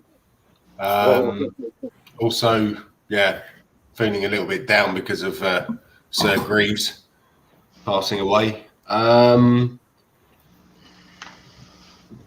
Yeah, I think we'll get a draw today. Yeah. I think it will be 1-1. Hugo Lloris will come up for a corner at 95 minutes and he'll go in off his arse. And, in other words, we're going to lose. Sorry. Actually, just on a lighter note, on We Are Tottenham TV, one of the pundits had to go to the bathroom, and he just said to these other mates, he said, "I just need to go for a Lloris." So, All right. Oh dear. And Shane, are you there, Shane? Yeah, I'm here. Okay. And I'm here. how do you feel? How do you feel about the situation that we are in at the moment? Oh, it's tough. It's very tough. With all the injuries, as Sam said, we're lacking that person up front. We haven't got a right winger. I reckon Lo Celso will play on the right wing. If we go 4-4-2 or you know, even if we did go 3-5-2, I think Lo Celso might start up front because he has done it before. So he's done it before for Argentina. So it's not like he's not used to it or he hasn't played there beforehand. All depends on the personnel of Chelsea too. So as long as we keep Lukaku quiet, you know, we should eke out a draw, I hope. All right. And Jamie, what are you going to say? Well, apt for whatever the result is, but it's a funny old game. Which is what Jimmy Greaves used to say when he was on Saint and Greavesy as a football pundit. It's an unusual day, less than perfect circumstance. So, you know, I hope that we're just going to put a shift in for Jimmy and keep Chelsea at bay, because if we had a healthier team, the whole conversation would be different. Yeah. And Ankit, a question for you. Do you rate Tanguy and Dombele? Yeah, and like in terms of what he brings to the Spurs side, like that kind of grit, you know, is something that not many Spurs players had. I think Eric Dyer and And then you're talking about Ndombele, right? If I'm not wrong. Yep. Tanguy and Yeah, Ndombele, yeah. yeah. Ndombele is someone like who has a grit, but at the same time, I know that he has a skill as well. The problem with him is he's not like having that consistency. And I've heard from obviously Jose Mourinho was there in the past, who had him and out of the team for a while, then got him back. I think now it's the same almost from what I hear. Is his work rate, I think, off the pitch, probably, and that's something that he's not having, and that is something that I think probably as a Spurs fan you'll be able to tell. But on the pitch, what I see, like he's a class player. Like other day on my stream, actually I asked this question, right? I put up the question to the panel. Like I had a panel of mainly Chelsea fans, but a Spurs fan as well, right? But I put up the question like, Was it Tommy? today, oh yes, Tommy was there, right? Of course, Yeah, you Tommy. were there. Yeah, Tommy was there. I watched that. Yeah, Tommy was Yes, there. so I just asked a question, right? Who's that one player in the Spurs squad that you would want in the Chelsea squad as a Chelsea fan? And I was actually surprised to hear Ndombele, as in be the first name, like along with Son, of course, right? Son and Ndombele are two people who probably I think will probably fit in the Chelsea squad because we don't have that. We were hoping that Pulisic will probably be what a Son is today for Spurs, but if not for his injuries, he probably would have. I don't know. And that central midfielder, along with Kante, I know Jorginho is world class, but in terms of Premier League games, I think Ndombele is someone who can really get to the next level. But it's level of consistency that I understand. But in a big game like today, I think I won't be surprised if he's picked, like because he has a skill as well as a grit. And that combination, like I remember we had Essien in the past, right? Someone who kind of did both the things. I think Liverpool have a Keita, right? Those are very rare elements that you don't get in world football. I can name Goretzka. So I know I'm putting big names here, but Ndombele actually has that ability for me. But in terms of attitude, only he can help, and you can probably touch light on that. And if I'm not mistaken, Reece James is still serving his red card ban. No, right? I think it got reduced. He's eligible. He got reduced to one game, and he's eligible. But I won't be surprised if he does not start even then. Again, because of Tuchel in the big games, like I remember last season, Real Madrid in the semis. Suddenly he started playing Reece James at right centre back and Azpilicueta at right wing back. So I know that time we didn't have all the central defenders fit, and that was one of the reasons. But I can see Azpilicueta playing right wing back and probably Christensen playing right centre back. Again, in terms of defense alone, I think Christensen has been the best centre back in last month. So I won't be surprised if he continues. He's really grown, like especially at the Euros, you can see the confidence, and he's become from boy to a man. Like you can actually see that. So hopefully, I wouldn't mind that. Like Azpilicueta starting on the right wing back because he's got a couple of assists. And again, if your wingers are fit, like I still, my gut says that. I know we're talking about injuries and so on and so forth, but I still feel that if Son is even 80 or 90% fit, he's got to play, because I think the whole way that Spurs play changes when Son plays, right? For me, Son is actually a fulcrum. I know people say Kane, but for me, Son is the person, because the movement that he has, I don't think any person has in the Premiership. That's true. And of course, Christensen. Yeah. Oh yeah, let me put up Adam's comment, right? Adam says, I would like to see Ndombele lasting the full game. Yeah. So all of us are going to laugh at that. Come on. He's got to at some point. I don't want to see it because I obviously don't want to see Chelsea get better players. But I think Ndombele actually, Chelsea, I never really thought of it, would actually be a pretty good fit for him for a couple of reasons. One, they have guys like Kovacic and Conte and that play around him that can do the hard work for him so that he can have a lot more freedom. And also, when he does have his times where he's not reliable, they can just pull him out and put other players in, right? It's not like us where we're so desperate for him that we have to play him all the time. Like, I don't want him to go there, but listening to Ankit talk, actually Chelsea would be a pretty good fit for Ndombele to go to. Yeah. And I want to ask. But I do agree. Hopefully he. Yeah. I mean, I know we all laughed when we said him lasting the full game. No, and I was thinking we need Christian. So Christensen is Danish, right? Yeah. Jens there? No, Jens not there. Yeah. No, Jens there. But of course, coming back to the game again, right? Your lineup for Chelsea. What kind of formation? Sorry, guys. Yeah. Sorry. Christensen is Danish. Yes. Yeah. Christian is Danish, right? Yeah. And yeah, he's a I think he's learned an awful lot from Simon Kjær, who's our captain and a bit of a legend. And yeah, I would love to have him at Spurs. He's a great defensive. He's a great central defender, but he's also he can play as defensive midfield as well. So yeah, Ankit, if you want to let him go, then let me know. Yeah, we'll take him off. No way. Like he probably beats Blue, and he's been in Chelsea now. I think he's ironically one of the players who's been the longest at Chelsea. I think probably the longest. I think even before Azpilicueta, because I think he came in just after we won the European Cup. So along with Azpilicueta, I think he was right there. So he has been through the ranks. I know he's been through a couple of loan spells, but for me, he definitely is a Chelsea player. In fact, he's signing a new contract, is what the reports are saying. And yes, I would start him. Like to answer Eugene's question, I think definitely Christensen.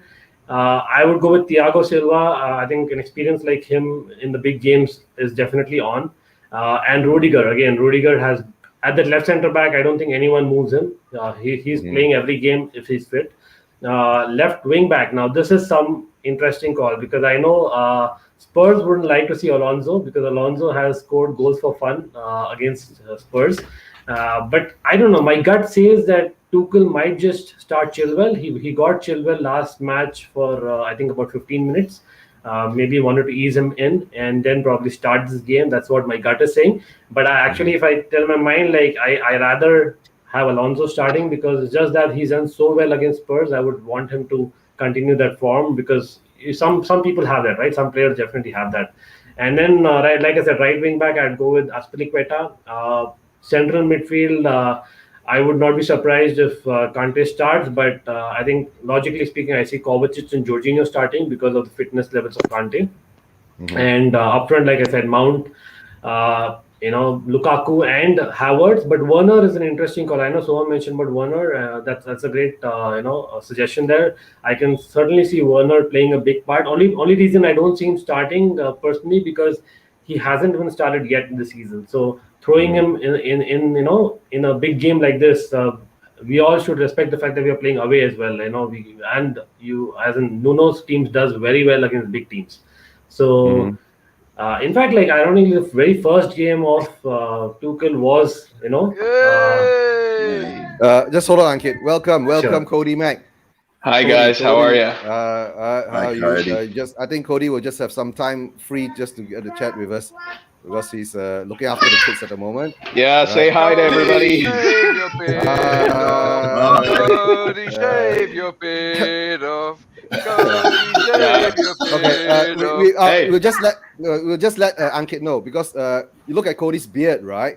Before that, just let me read this out first. Eng Hua, thanks for hopping in. Right, Eng Hua, if you're heading to the match, right, the whole group of the YouTube content creators for Spurs are actually at the stadium at the moment. Maybe you can look for Stelios and the rest of the gang and all that there, right? Brian Daigle will be there and all that, right? Hello. Listen, guys, I don't want to hijack the stream. I'm only going to come on for 2 seconds here. I just wanted to say rest in peace to Jimmy Greaves. Probably the biggest Tottenham legend there is, but maybe behind Bill Nicholson. I do think that we're going to see a different Harry Kane today, and I'm going to go out on a limb and predict a 2-1 Tottenham win, and you'll see my bare shaven face after we win because I offer this beard to the football gods as a sacrifice in exchange. No, don't do it. Don't do it, Cody. Don't do it. I just wanted to pop on and say hi. Come on, you Spurs. Fuck Chelsea. You're going to go from Grizzly Adams to Kojak. Yeah. I think you'll see a different Harry Kane today for sure. But take care, guys. Great stream. All right. Take care.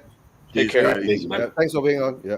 No, Ankit, what Cody did was that he said that if Spurs win today, right, he's going to shave that all off. I got that. Yeah, we're waiting for that. You see, we've been waiting for that for 1 year. But I don't know, like, to be honest, are you really waiting? Like, you'd rather not get that shock, right? But anyway, as in having put that, I think he has a point about Harry Kane because, yeah, as in London derbies, he's done really well. I think against Arsenal, especially, like, he's one of them who really turns up like a Drogba used to turn up in derbies, right? I get that, and especially with Jimmy Greaves news, etc. So, as in he'll be motivated, I can see that happening. But again, like as I said, like Greaves was also a Chelsea legend, so I'm hoping that Mason Mounts of the likes are able to kind of talk to the team as to how important just a player he was, right? Thanks, Gugumba there. But yes, and again, like Harry Kane, I think if I'm not wrong, he had a great start against Chelsea in the Premier League era. But for him, like more recently, he's not done so well against Chelsea. So he has an extra point also there, like a personal pride. So certainly, it's a very close game, and hopefully we'll have a surprise in store. Tuchel, the tactician he is, but yeah, Nuno, I would not like to be very overconfident here as well. But like I said, for Spurs at this juncture at time, what Scott said earlier, right? We're in a mess. Okay, but when it comes down to the game, you're talking about the London derby. Okay, I mean for us, the North London derby is the biggest, but the next one are you guys, correct? So, and to tell you the truth, for London derbies, Chelsea and Tottenham for Chelsea fans is considered one of the biggest, correct? Yeah. If I'm not mistaken. Yeah, absolutely. Right?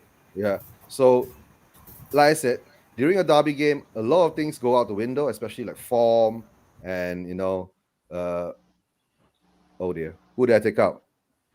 Did I take out somebody? Soham, come back on. I think I accidentally took you out. Okay. He said he's hopping out, Eugene. Okay, he's hopping out. He's hopping out. Okay, he's hopping out. I thought because I was supposed to press pretty in, then Soham disappeared. Okay, I didn't take him out. All right, he hopped out. Yeah. Okay, Soham, I'll catch up with you later. Because Soham sometimes he works in the lab. Whenever a call comes, he has to attend to it first. All right. Derby day. Right. Form goes out the window.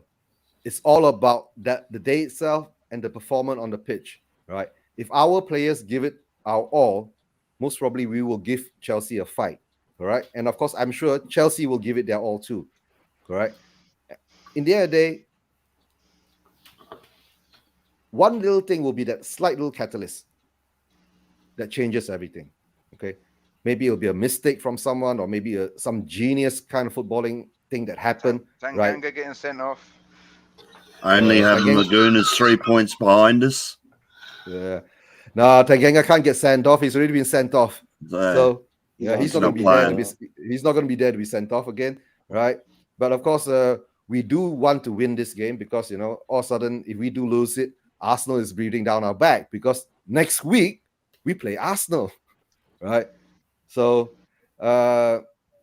coming back down to the game, do you see that if we do put out a big fight for it, okay, do you think it'll turn nasty? As in, I don't know, like I don't want to call it early, but like we also, again, the Battle of the Bridge, everyone remembers, right? I mean, that was obviously that was the nasty, title. Yeah. And then that was probably the example of nasty in the Premier League, right? I mean, that was probably the game. Again, if I remember correctly, it started off from a Lamela stamp. Till date, we don't know whether that stamp was on purpose or not on Fabregas's finger, right? Would have been.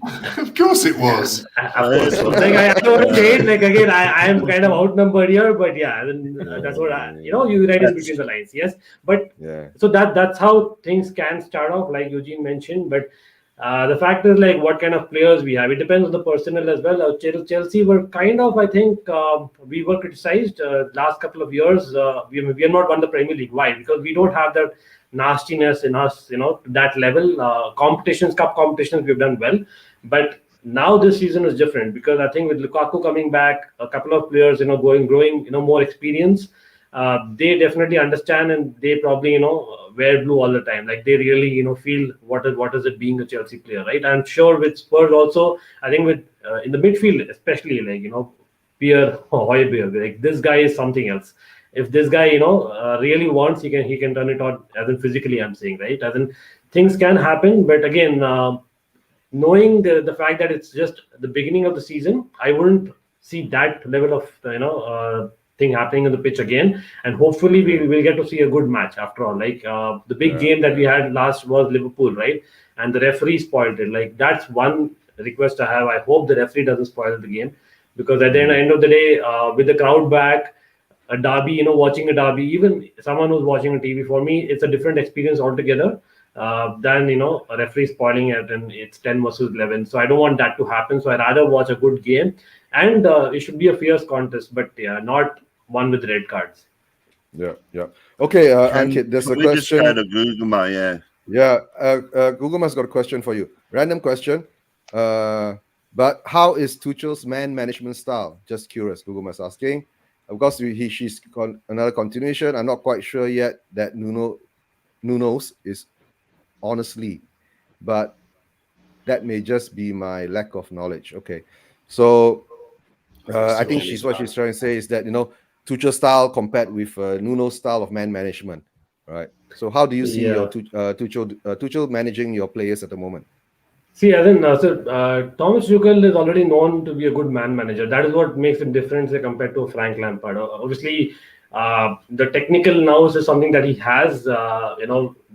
He's from obviously someone like a Klopp, that school of management in terms of technicalities.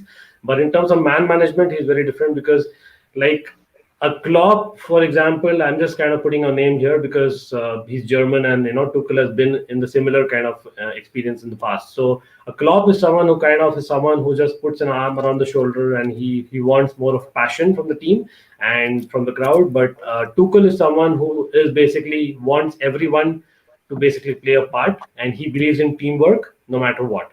And we've seen that, right? He got the likes of Rudiger, Jorginho, and such people, out of the cold, Christensen even, right, who weren't playing, and they have become the fulcrum of the team now.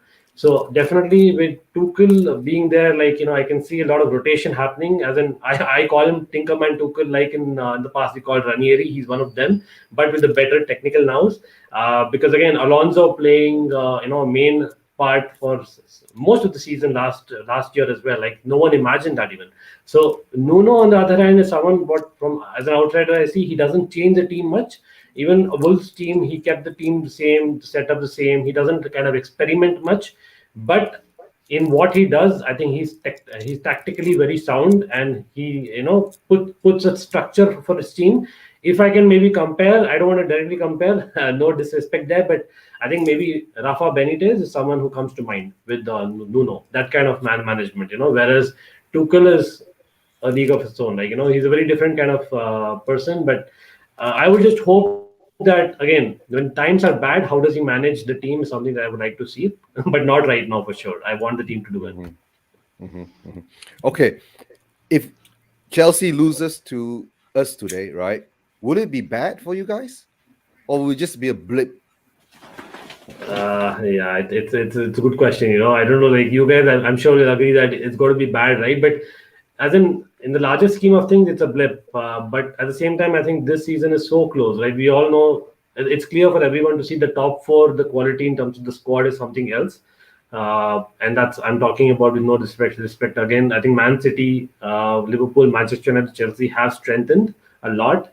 And of course, the management also helps. So if we lose points, even like in between, couple of points against big sides, we are talking about actually that being equivalent to 6 points. So again, I won't undermine Spurs. Spurs have been in top four also, right, for a long while. So I won't say that it's end of the world, because we are still in September. So for us, I would like to keep that run going, because very rarely has a Chelsea team come out and won the league after being behind early on. So I would like us to basically be in the top two come December. So yeah, I would say definitely it's bad, but I think a draw is something that I will still take. But that's not enough of a statement for me. Like obviously, a win is something that we would want. Chelsea hasn't lost yet, right? In this. No, so that's, in fact, we haven't lost at all. Like, because even the Super Cup, it was some penalties, and we've Again, Touchwood, we've just conceded 2 goals in 600 minutes of football, and even that, I think open play goals haven't been, except for the Super Cup one, right? So, but we have conceded a lot of chances. So, if you play, as in your wingers are fit, I can see you scoring. Like again, we'll come to predictions, but for me, I can see Spurs scoring if again your players are fit. Yeah, it really, All right. it really depends on the team that we turn out. I mean, I'm not. I mean, the game starts 11:30 our time, so we're not going to see the team list for about just over another hour. Yeah. Just over another hour. But like I'm saying, I think today the game won't be overly aggressive because of what happened, right? It'll be more on a somber mood. It's just to see whether the Spurs players will turn up. Okay. And like Ankit said, if we do turn up, right, we will give Chelsea a hard time. It wouldn't be a walk over the park. But Spurs has always been, having that tag which we do not like, right? But I hope it doesn't come up today. But like but the question to Ankit is, you said before that you do concede chances, right? But you only have conceded 2 goals, right? And you do have a draw, right? Who do you guys draw with? Liverpool, right? Because because of the we 10 were down to men. 10 men. Yeah, exactly. Yeah. So okay. So that means you will consider that against one of your own competitors. So if you draw, that is an acceptable result, correct? Yeah, but that's the thing which probably happened in Lampard's reign. If you remember, like Lampard got a lot of draws against Manchester United. I think if I remember, even against Tottenham last season, early on we drew when Mourinho was at your helm, and again I think a third team I can't remember right now, but 3 big teams we drew back to back. I think 0-0 or 1-1, which was something that we, in hindsight, we probably missed, and that is why we could not force the challenge last time because. I think after Tuchel has taken over, if you calculate from January, the league, we are second, only to Man City. So if Lampard would have got us a few points against the big teams, we might as well even fought for the title last time because we kind of went away after focusing on the Champions League. But that's something that I don't want this time, right? I know that we have a lot of competitions and games to deal with.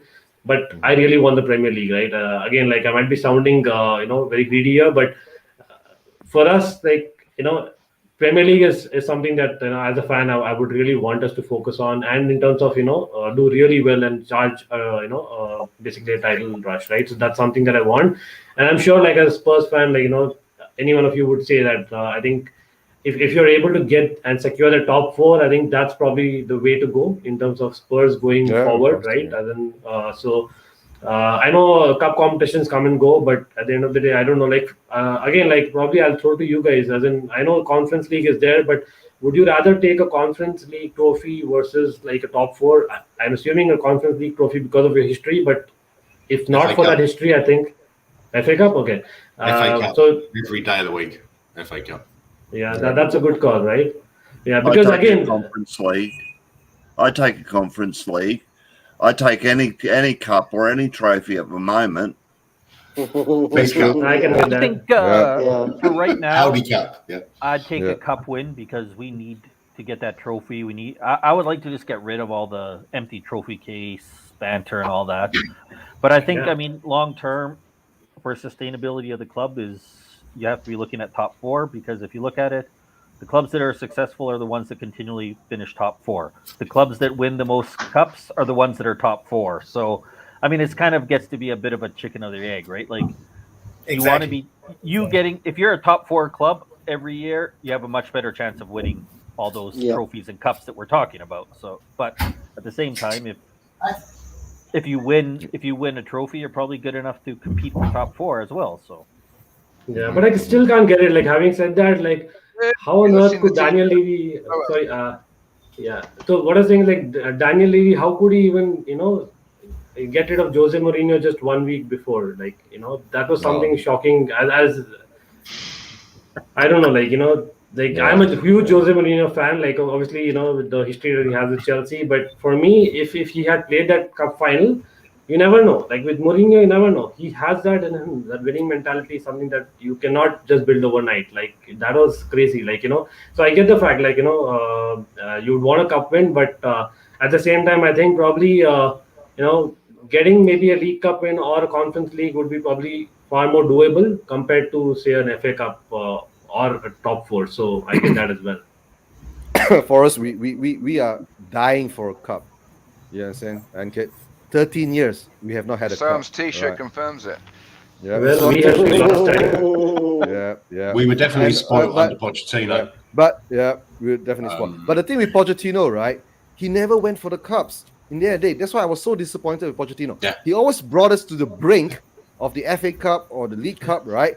And then the next thing he'll say that, oh, this is not important. We're going for top I four. meant more with top four, because I mean Yeah. we were massively Yeah. punching above our weight Yeah. when we got into the top four. And now we seem to have all these new fans who seem to think, oh yeah, we should be top four. It's like, come on, guys. Exactly. Were you here in the 90s? Yeah. We were In very the good. 80s. Yeah. Yeah. 80s, Well, the 90s, 80s were yeah. pretty good, but No, but 80s, yeah, we won about 3 cups in that Yes. decade, right? Yeah. Yeah. 90s, then we had 1, then the 2000. We had, now, to tell the truth, in the 2000 to the 2010, we didn't. Oh, so we won 1. 2009. We helped you. We helped you, Yeah. right?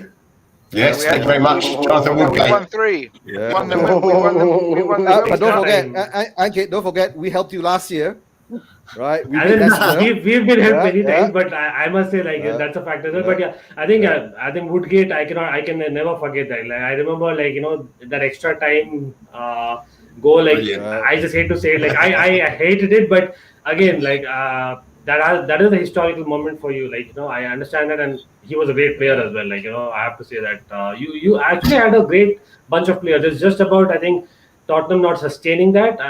Again, like over the years, I think Berbatov moving, those kind of things happened during that era. Probably you never know what would Spurs be today, right? As in, you were again coming back to Jose Mourinho. Whatever he did, I know the football he played, etc. But he's a winner, so it was surprising, but it is what it is. I think Nuno, even more surprising. He comes from the Jose Mourinho school of football. He's played under Jose Mourinho.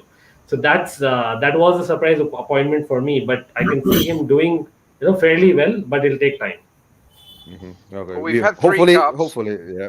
We had 3 cups: the milk cup, the tea cup, and the coffee cup. Okay. No, you forgot what? Wait. You Audi. forgot one more. The Audi Cup. Yes, and the Pace Cup. Yeah. But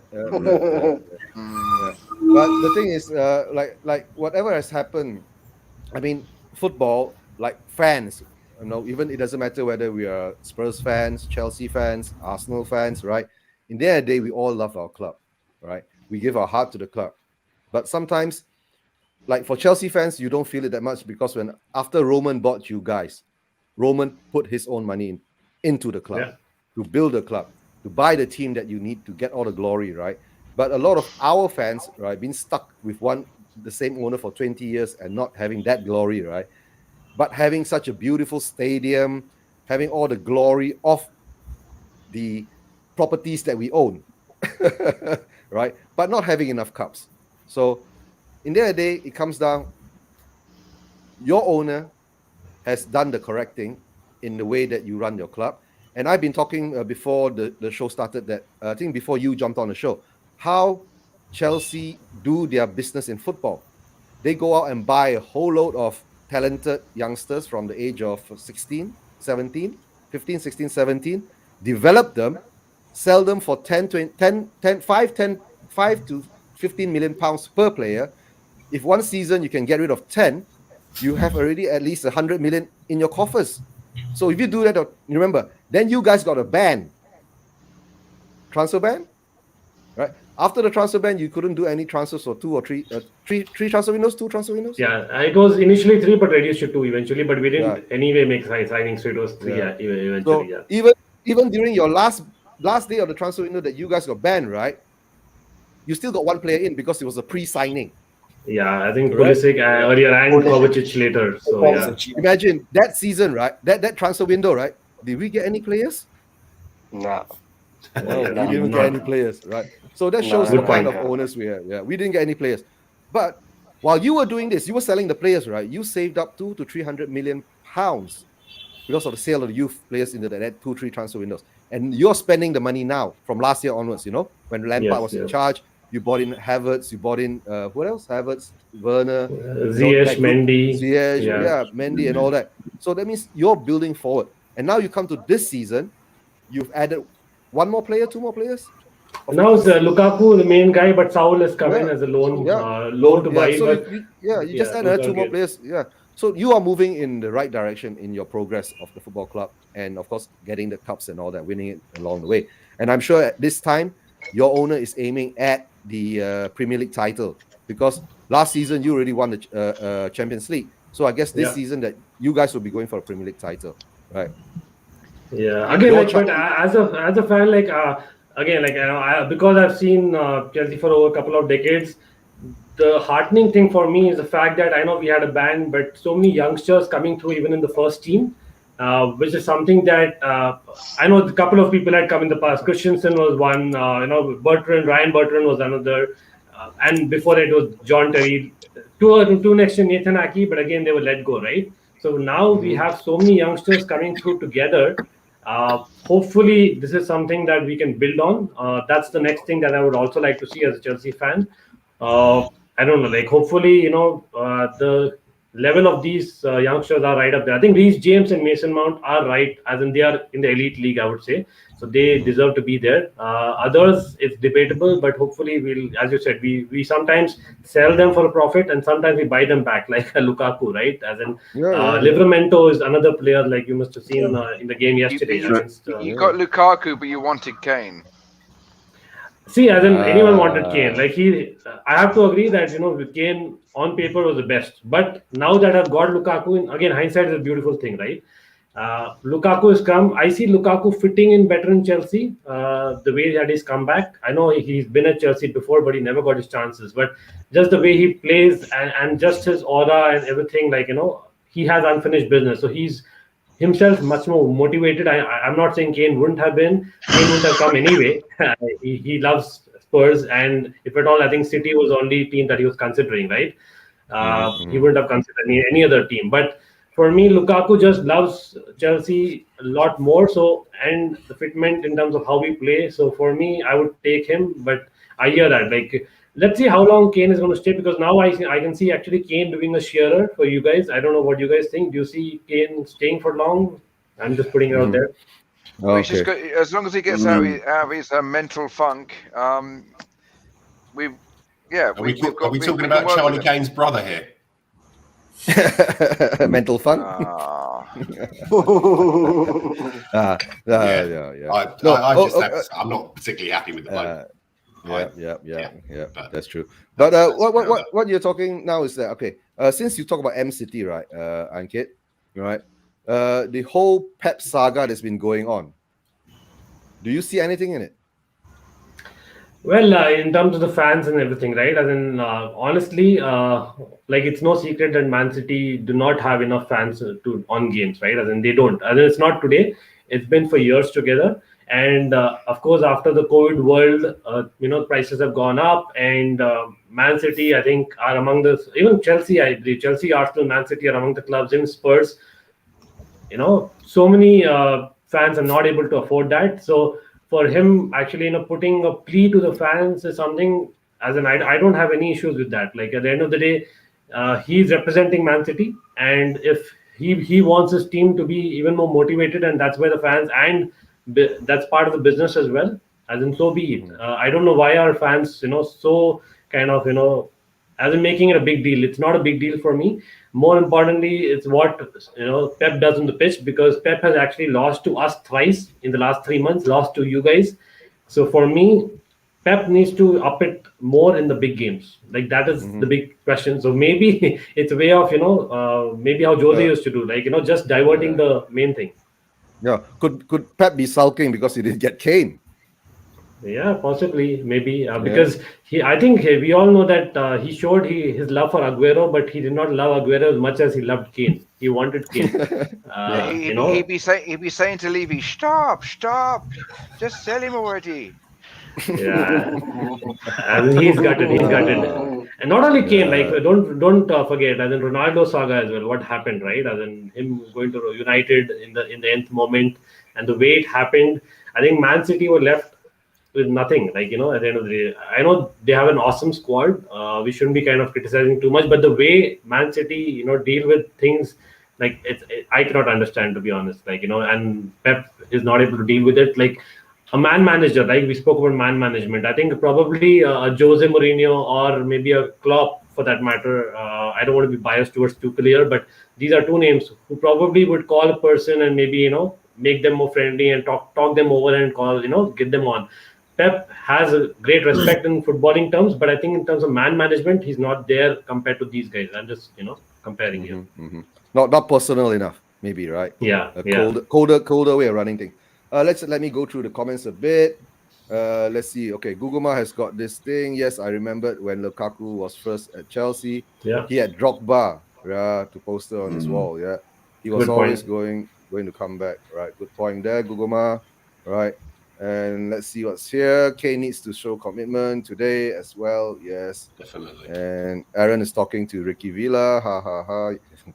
You know why? Because Ricky Villa said this. Really, Ricky? Oh, come on, it's Chelsea. but Chelsea were the ones that invented the Chelsea tie and the Chelsea smile. So yeah, absolutely. Yeah.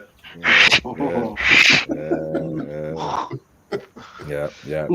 But so I've been throwing a few bricks today, smashing a few windows. Just getting ready. Warmed up. Whereas when we got the injuries, we was just bricking it.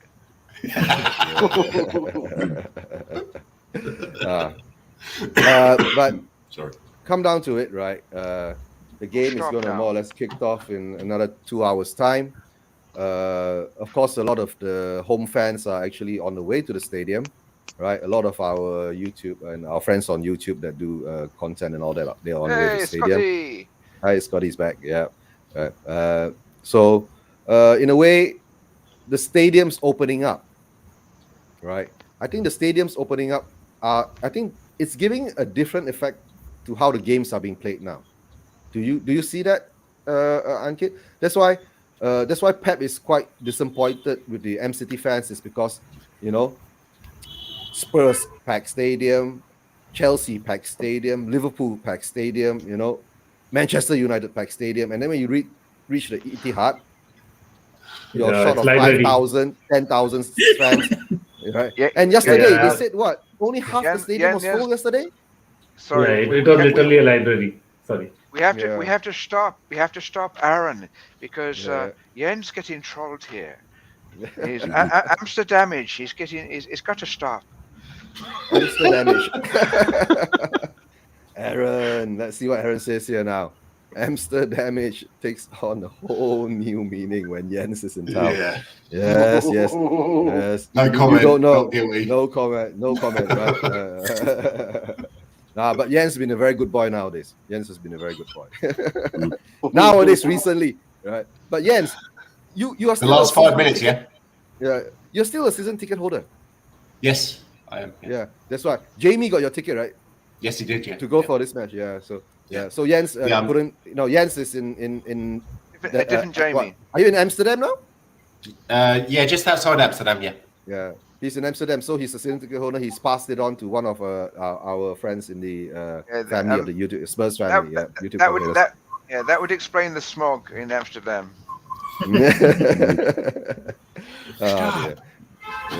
Stop. Yeah. Burning rubber. Yeah. No, not rubber. No, I think he'd be burning resin. And okay. That's my solids, man. Come on. Okay. Just a question of curiosity, right? I have two Bangalore Spurs fans down here, right? Yeah. How big is this Chelsea fan base in Bangalore? Just say Bangalore itself, not say India, or maybe India. Yeah. Is it big? Like again, honestly, like again, I'll probably take Soham's and Prithvi's opinion as well. For me, like I said, I've been living in Canada like for last 7 out of 8 years, so I've not kind of lived physically here in Bangalore for the last 8 years as such, right? But I'm connected. Obviously, I travel to and forth. I do see a big Chelsea community. I won't deny that. There's certainly a big Chelsea community. Of course, the pandemic hasn't helped. I've been to screenings in the past, and I do remember cheering. It was literally a stadium kind of atmosphere. I know we cannot equate that, but there are big sports bars. I'm sure Soham and Prithvi know about that. We used to kind of go and cheer our hearts out. That is something that has happened. But again, with the pandemic situation, how it's going to be like in the near future, only time will tell, right? But I see it growing a lot because I'm connected with a lot of people. Glad to obviously meet Soham and Prithvi, and hopefully we'll reconnect as well. But that's something that I see a footballing community in general, and of course, in the past, I have to say I was a minority. Again, being a Spurs fan, Soham, Prithvi will tell that like. It in Asia, we know that Liverpool, Manchester United, and to an extent Arsenal are the clubs who are mad. Okay, we see a goal. West Ham just scored, by the way, against Man United. Oh wow, that's a great start. I think they scored it for Jimmy, not for West Ham. Yeah, that's a good one, of course. And yeah, it's Benrahma, Saeed Benrahma scoring. But yes, coming back to the point, like certainly I see a lot of growth, and I'm glad that there are other club fans coming up. I would like to say, reflection. Watching the match as well. The Man There's slight distraction going on, I see. Yeah. No, sorry about that. So no, but my FPL has Maguire and Shaw in it. Oh dear. Come on, you had to take Benrahma. Benrahma is, along with Antonio, probably the player of the month, right? As in he was even nominated. But as in again, I'm glad to be able to contribute to the YouTube community, and I believe like hopefully. Me along with some of you all, like especially in Asia, like are able to grow the fan base even more, and we are trying to build a footballing community. And again, find the fan base. Well, okay, they're not they're not always very vocal. Yeah. How long have you been having your channel then? It's only been a few months actually. So actually, I had started a couple of years ago, and then because of relocation, I had kind of start, and then now properly last 5 months I've been there for a while. But yeah, now it's like kind of ongoing. The pandemic situation had helped, obviously, but definitely now it's building, and hopefully we'll connect, and I'll have a couple of you guys also on my stream sometime. I look forward to having you for sure. No, so that means let's say in India, are there many let's say Chelsea YouTube content creators in India itself? Of course, lots of them in fact. So there is a community already, but again, it's about them kind of connecting and building together, which has not happened in the past, which is something that will happen. Will probably, with the pandemic situation getting over, more screenings happening, people meet, that's normal tendency, right? As in that's how things kind of network. But hopefully, we will probably be a catalyst to that growing. Again, crossing my fingers. That's good. But to tell the truth, the COVID has caused some kind of new phenomenon, right? Like this that we have. You said 1 year ago, I wouldn't even have thought of this. You get what I'm saying? I jump onto this YouTube content creating is because of number one, being bored, stuck at home, nothing to do, just watching other people talk on YouTube, and then you slowly hop out. Yeah, and playing Candy Crush, right? Guys, I forgot to tell you, I really broke 10,000 on Candy Crush. 10,000 levels. That's not 10,000 points. 10,000 levels. 10,000 levels. Yeah. I really broken 10,000 levels on Candy Crush. I don't want to kind of have a pun here, but I really want to say it like, at least, Spurs would win a trophy in that. I'm sorry about that. I don't think I'm going to win a trophy in that. I've fallen back a bit nowadays. Usually I'm really at the top there.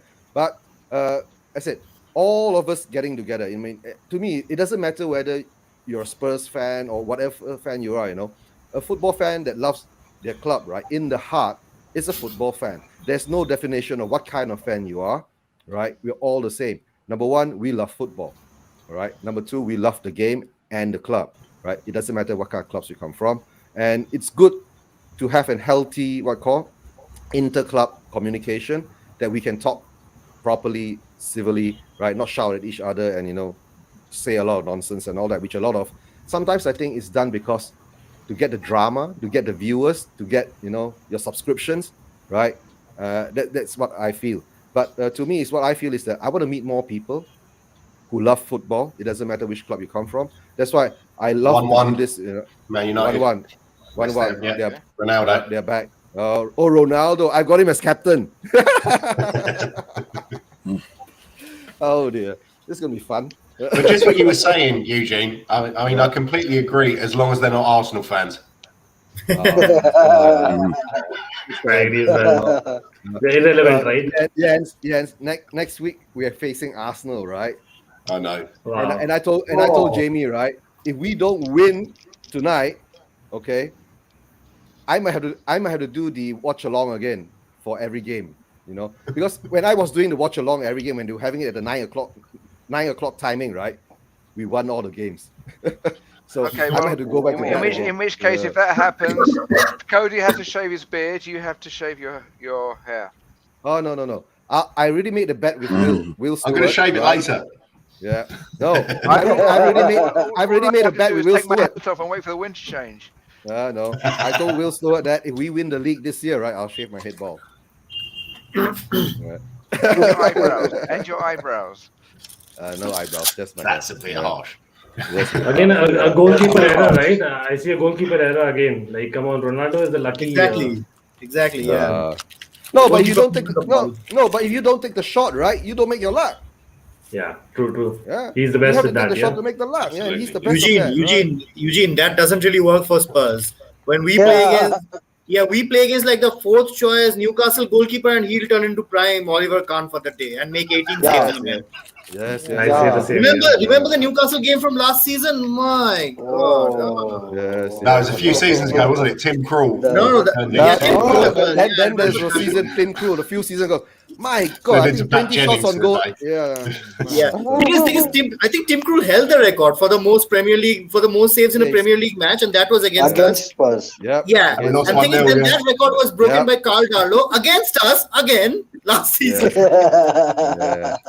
I don't know. That's why sooner or later we have to go and think of a different approach to the club. Right. I mean, Levy is saving all this money. Can't he just bribe a few goalkeepers, few referees here and there? Come on.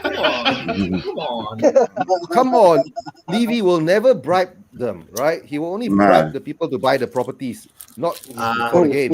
Brighton have just gone 1-0 up against Leicester. Oh dear. Wow. Some weekend, yeah.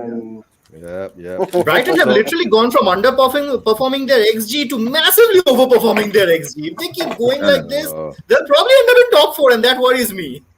Oh dear. Yeah. Brighton in top 4 is gonna be very diverse. Yeah. Ankit has put a private chat in there, guys. Right. If you want to connect with him, Ankit. You have your Twitter handler there too, right? Then it's the same thing. Almighty Blues FC. That's how you find me on every platform. But like I said, love to connect, and great panel here, of course. I would definitely like to reconnect as well.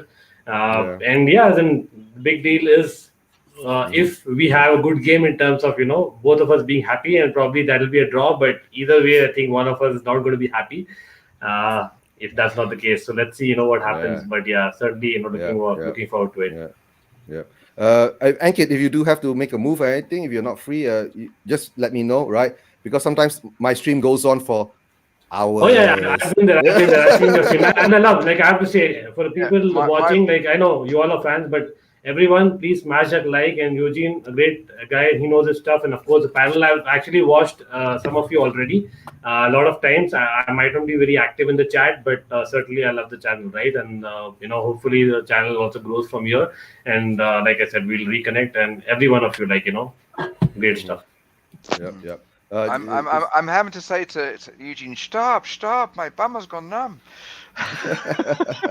No, because I'm not sure if you ever watched one of the. I think I've done 2 streams, which I do 5 shows in one stream, right? It's the pre-match, then it goes into the watch along, then it turns into the pre-match. Is it pre-match, watch along, halftime show, and post-match? Wow. I think there's one more somewhere in between. We did it continuous with the Man City, whereas other channels normally split it up into several shows. Yeah. So we'll be sitting for 5 hours, right, and talking on YouTube and watching the show at the same time. That's why I'm leaning forward to stop my bum. With me, it's just that, as I mentioned earlier as well, right? In India, obviously IPL is starting cricket, so I'm a cricket fan as well. And this weekend I'm starting my cricket channel separately as well. Almighty Blues. Oh, you got a cricket channel? Okay. I just started this weekend. Pardon me? Yeah. Come on, the Kings. Oh, okay, interesting. So yeah, as in Kings? The Foxes, not the Kings. Kings is their Kings sponsor, are an not their. IPL team. yeah, Oh, Punjab okay. Kings, you mean? Sorry. Yeah, Punjab exactly. Sorry. Kings, yeah. Thought you were What's talking that about cricket? Premiership. Sorry. Yes, I don't know if you guys follow cricket, but yeah, as in that's something that I'm also studying. So the match is going to start. So talking Is about that a jibe? pre-match, Is that a jibe? Is that a jibe at the English?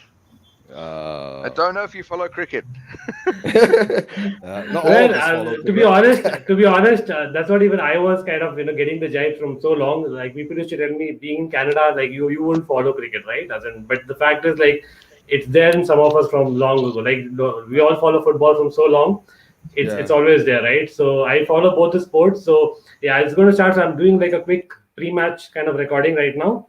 And yeah, otherwise I would have definitely loved to continue. But yeah, again, great fun. Hopefully, Yes, we'll have Ankit, you on Almighty Blues. just give an introduction to your football channel, how to find you, and your cricket channel, right? Just in case out there people watch cricket, can follow you, and go ahead. I'm an Aussie. We follow cricket.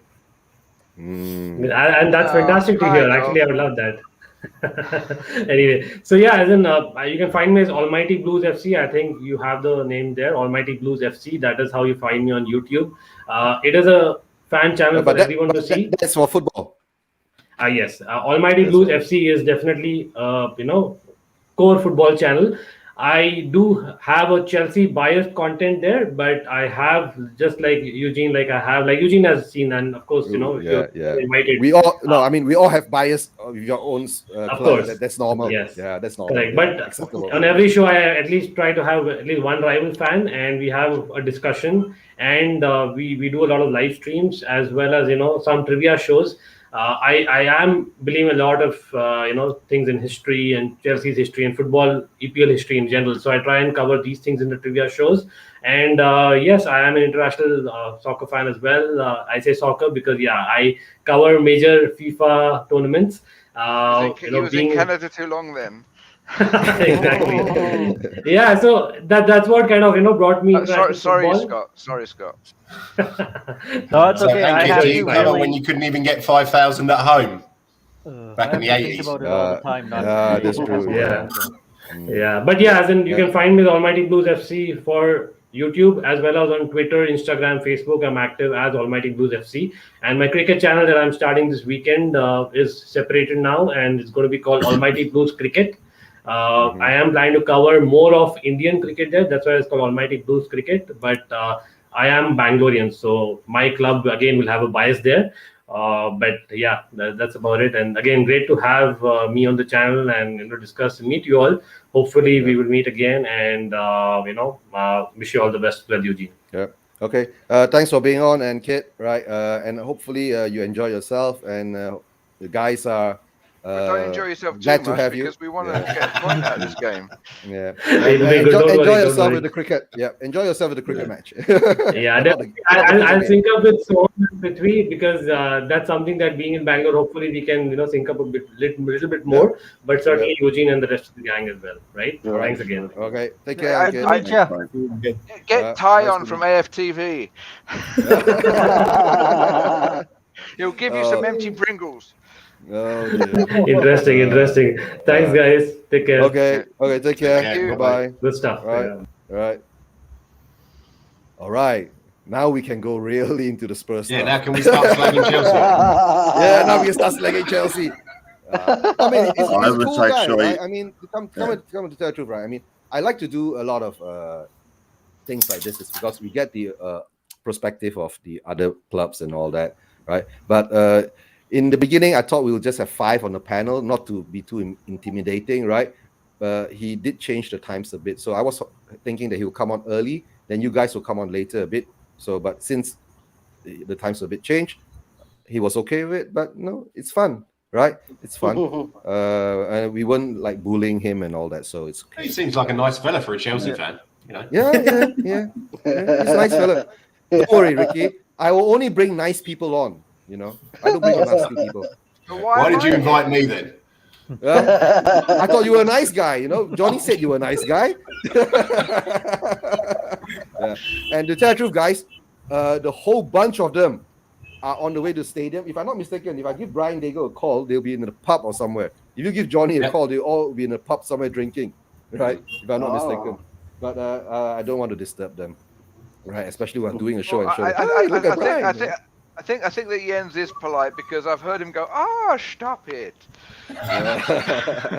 Okay, let me read some of the comments here, right? Some of the guys are saying, thank you, Ankit. And Ricky, we'll take it easy, Aaron. Okay, what's going on, Aaron? Take care, Ankit. Yeah, he's Guguma going to do his housework. all right. That's the Chelsea. Okay, Adam saying this now. All right.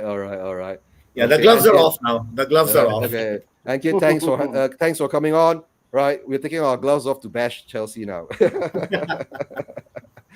Just kidding. And Do you think that's a wise thing, really, considering the health of our team?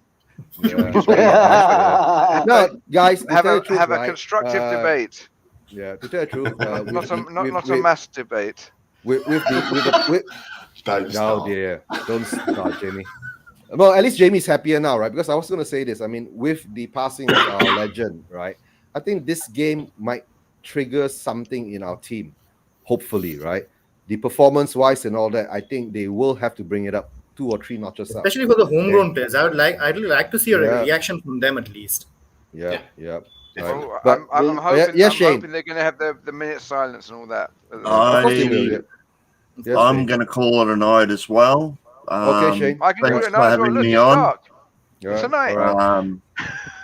It's been great once again to be on your show. midnight Thanks there? for being on, Shane. Yeah, Nice to see you, Shane. it's almost midnight here, so Yeah. Better go and take some rest before the match starts. I'm gonna go lay down for a half an hour or something before the match. So And then he wants okay, to bite your finger because he turns All right. into a vampire. Oh dear. Come on, Jamie. Yeah. Okay, Shane, take care. okay, thank you. We'll Cheers. catch up See you, later. Shane. Nice to see you. Bye-bye. Okay. All Well, right. think about it. If Australians play cricket, they have bats. If they have bats, they have vampires. Yes, we know, Jamie. Okay. Guys, do you think Tanguy should play? Yes. Yes. No. Did you say Maybe. we should play? Did you say we should Maybe. play tangy? I thought we should play spicy. No. Sorry, I'm going to the second stage of bereavement. I've gone from I know. grief to denial. Yes, I know. Okay, Soham, why no? Yeah. Lack of work rate. The likes of Kovacic and Kante will just run through. But we This need is not the we match need the to start creativity. Adam, it's just the effect of losing a legend. It affects people in different ways. Adam says Tanguy Tanguy should start, start. Yeah, I'll just disagree on this one. Tanguy should not start today. We'll just run with the same 3 that played against Man City. Skip, Højbjerg, and Ali. No, skip Højbjerg, Mahal, Ali. can you shut the door, please? Yep. If you do that, right, who's going to play up front? Kane, Hill, Hello? and Lo Celso probably.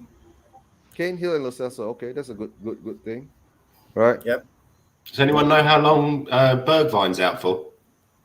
No, there's no Depends on news. where he's asleep. No, But no, he's yes, not going to be played today. no. Have you noticed, right? With Nuno there, right? We get zero news on our injured players at all. Yep. We don't even know what's happening, especially now. Son, Dyer, these 2 players, it's like they're in training. That's what's been said, okay? But they might not be fit for the game, okay? But you said if they are in training, right, they should be at a certain fitness level that they could play. You know what? They This might- could actually work out to our advantage. Maybe this information is being concealed on purpose. Maybe Son is actually fit. I mean, at least a man can hope. That would be nice. Yes. Very Yes, nice. yes. Says the That guy would be with like the a t-shirt crazy that says blessing. Tottenham Yeah. Yeah. Hi, John We've got Mr. Fitzpatrick. Fitzpatrick. Yes, they're all Yeah, coming hi, out to work John. now. Yeah, hi, John. Big up to you too. Right? No, like I say, okay. Let's say today with the players we have, right? What formation do you think we should play? What's the best formation? Do you think? Dam busters. I think the best formation is 3 at the back. but What? I don't think we'll do it. Dam busters. Dun, dun, dun, dun, dun, dun, dun, dun. That kind of formation. say. Catching the bouncing bomb in the Carling Black Label advert. Hey! Hey! What do you say? Okay, let's say if you I'm think pretty it's good three Carling at Black the Label. back, that means you have to play Sanchez, Romero, and Rodon. Yeah, I could see us doing that. I mean, I can't see us doing that, but I think 3 at the back. Put Kane and probably Gio as the front 2, and then the midfield. I would do Skip, Hoiberg, and Ndombele. No, but 3 at the back. Let's start with the back first. 3 at the back. Who will be the 3 at the back? Yeah, Romero, Sanchez, Rodon. All right. Then the wing backs. Royal and Reggie. Reguilon. Yeah. Then midfield will be not cheese. midfield Not will be Skippy. Then we'd have a Højbjerg. royal with cheese. I would do Skip, Hoiberg, and Ndombele, but I think there's no Mayonnaise chance. on your He's chips. going to play Ali, so. No, that's a Dutch thing. No. Then the front 2 will be I would play Kane and Gio. Gio. Okay. Jens, what do you think? I think we should play 9 at the back. with Kane up top. No. Now Ricky's thinking like Nuno. I think 3 at the back might work, but I have a feeling that he'll go with the with 4-2-3-1 again. But I'm just wondering who's going to play on the right, because every time I've seen Gio play on the right, I thought he's looked absolutely terrible. So yeah, let's see what happens. So if you play 4-2-3-1, you're talking center CB will be Sanchez and Romero. Sanchez and Rodon, I'd say. You say Sanchez and Rodon. All right, that's a bit different. Then on your right wing, Emerson. Emerson and Reggie left back. Højbjerg and Skip. I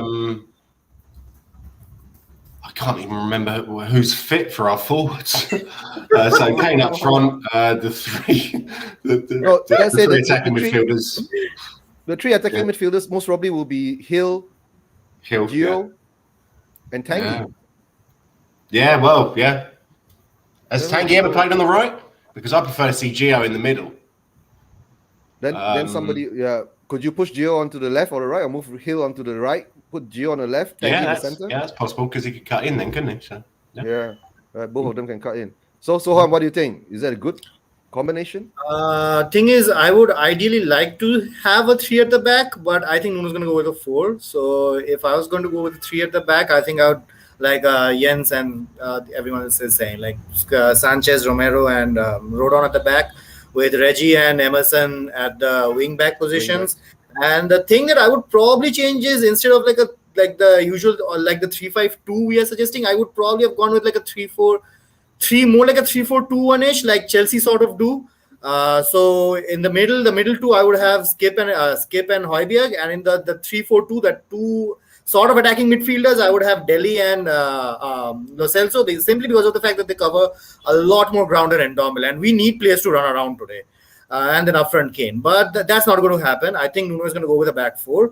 I think Sanchez and Romero, reason I pick Romero over Rodon, in spite of the fact that he's not played in the Premier League, is because he has handled Lukaku before.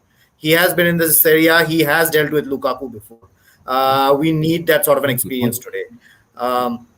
Fullbacks are going to be Reggie and Emerson. Reggie has been all right this season, nothing to complain about so far. Emerson, I'm a bit worried about, depending on who plays on the left for Chelsea. If it's going to be Alonso and Werner, then we are in for a long night.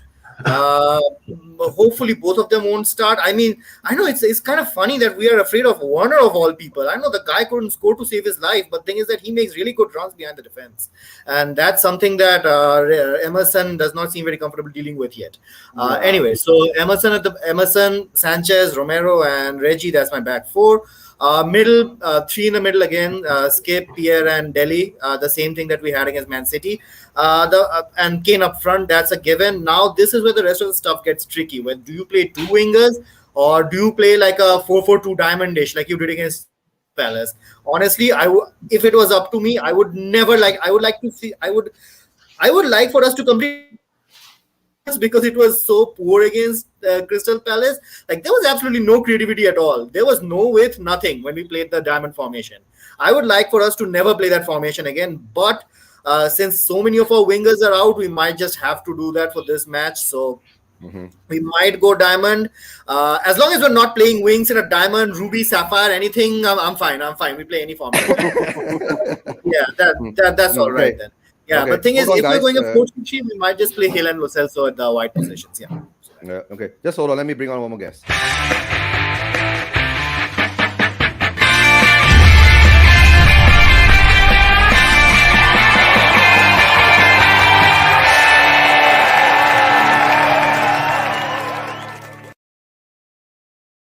Come on, guys. Yeah, it's a serial killer. What? Yeah, Jamie. Serial killer. Because All of right. the All right. cereal. Yes. You got your wish, Jamie. Yeah. Yeah, I know. I saw Right, it on Dan. WeChat. I encouraged him to come on. Dan, you know all the guys in the panels? I think I know all of them except for Urban Slap. Okay, Yep. Urban Slap is Prithvi. Pretty, Yeah, you got it first right. You got it right the first time round. Prithvi. Yeah. Yeah. Mhm. Nice to meet you. Yeah. Nice to meet you. Yeah. Pleasure. Yeah. So how you doing, Dan? It could change completely after the 90 minutes. It could change completely after the 90 minutes. That sigh said more than your words could say. Exactly. Yeah. Like this Yeah. past few games, it's not been good to watch. Yeah. So a lot of great people to see you, Sam, too. yeah, all giving Dan the big up, right? Big up Dan, right? And Guguma says, right, diamond, ruby, sapphire. Yes, Soham. Right. And the rest is John Fitzpatrick talking to some of the guys about back in the days you could get to meet the players easy and enough, but now it's nearly impossible. Yeah, nowadays they're all protected because of the image rights and all that. Back of the days, ask that you got to talk to Jens about it. Back in the days, right? You could meet the players in the pub. Yeah, you could meet them right at the pub and have a drink with them. Those were the days. Yes, right? yeah, very true. I remember being in the Beehive down Tottenham High Road, and it wasn't a Tottenham player, but Tony Gale walked in, West Ham player, and was having a few drinks with some of our older boys. And yeah, I'm quite a big guy. I'm 6'4" and yeah, about 100 kilos. He was absolutely massive, and I was like, "The fucking hell was a West Ham." Yeah. Jens, you didn't say that word the whole show until Dan came on. Yeah, you have to stop it. I'm man. sorry, Dad. Yeah. No, it's My fine. mouth It's is a fine. gutter. I apologize. Let it out. Let it out. When you support Tottenham, you just have to let it out. Let it out, yeah. Dan is getting used to it already now. You see. Yeah. We'll bring him into the we call the adult world. Okay, Dan. Okay, that's the right thing to say. We've been talking a lot and saying a lot about what's happening and what kind of team formation. Let me go to Prithvi first. Prithvi, right? Yeah. Pretty, not pretty. I'm pretty. He's pretty. Yeah. Prithvi. Yeah. The formation and your selection of players. What do you think would be the thing that you have in mind at the moment? On an honest note, yeah, thinking about all the people that we don't have, what Soham said is technically right. I mean, I wouldn't want to play Tongi for the whole match. Probably bring him in the second half or something like that. A lot of expectation on Romero and Lo Celso because after especially after their return, this is the first match they're playing after that. So hoping that makes an impact. But you never know. we had our fully our full strength team the last time around. when we played against Chelsea and we still struggled. Like I think when they started replacing their A team players with B team players, that's when we started taking, dominating the possession and stuff. But before that, it was really difficult. So if that is anything to tell us what we should expect today, then I'm not really prepared for watching the match itself. But yeah, yeah, here's to hoping for a good, throwdown by us. Yeah. And Dan, what do you think? What kind of lineup do you think Nuno will put up today? I just want to see some fight from the players. Honestly, I just want to see something way different to what we saw in the Palace game. Some desire that we want to create something, because I don't want to see us going for a draw. And I know I'd probably be fine with a draw because of the team that we're playing. But I just want to see, like, at the end of the day, something that we're going for something. Like seeing at one point probably maybe bringing on Ndombele. There's been talks that Son was fit, which is probably not true, but still, we were told that he would not play against United in the 6-1 game, and he ended up playing. So you never know. Harry Kane's probably going to end up playing.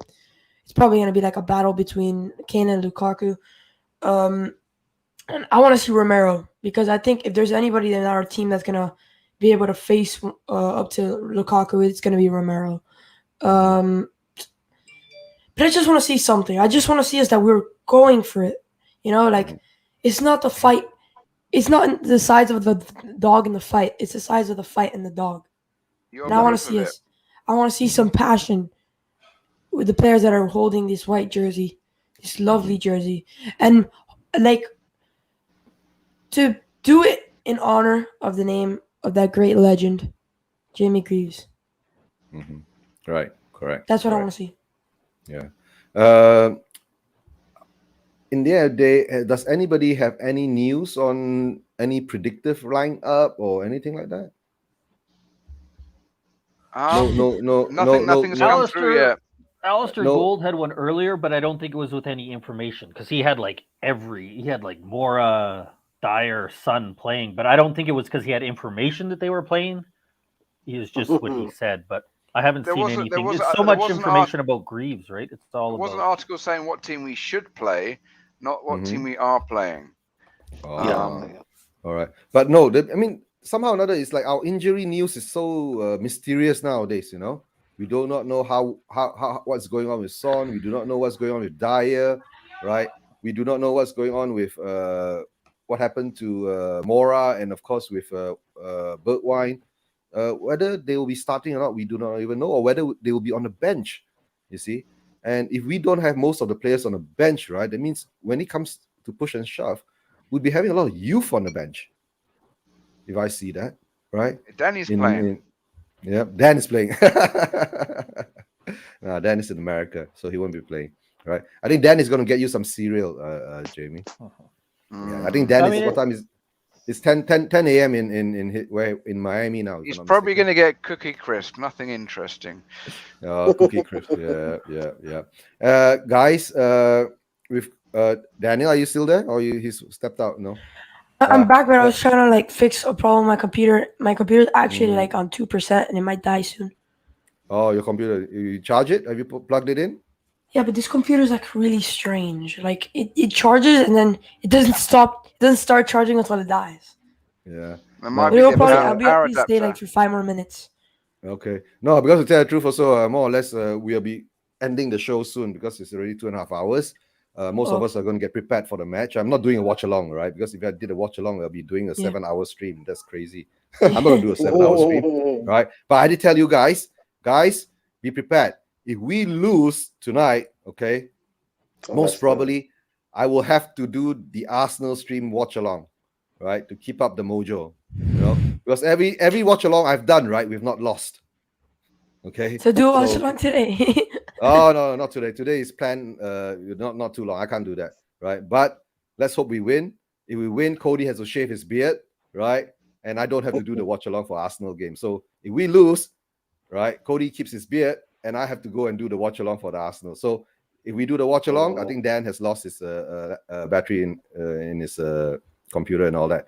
If we do that watch along, I hope you guys will be free to join us, but that will of course start later. I'm not going to start at 1 p.m. GMT if we do a watch along like that. Most probably I'll do the watch along 1 hour before the match starts. So I'll update you guys along the way for next week, right? And most probably, Prithvi, will you be free for Wednesday for the midweek show?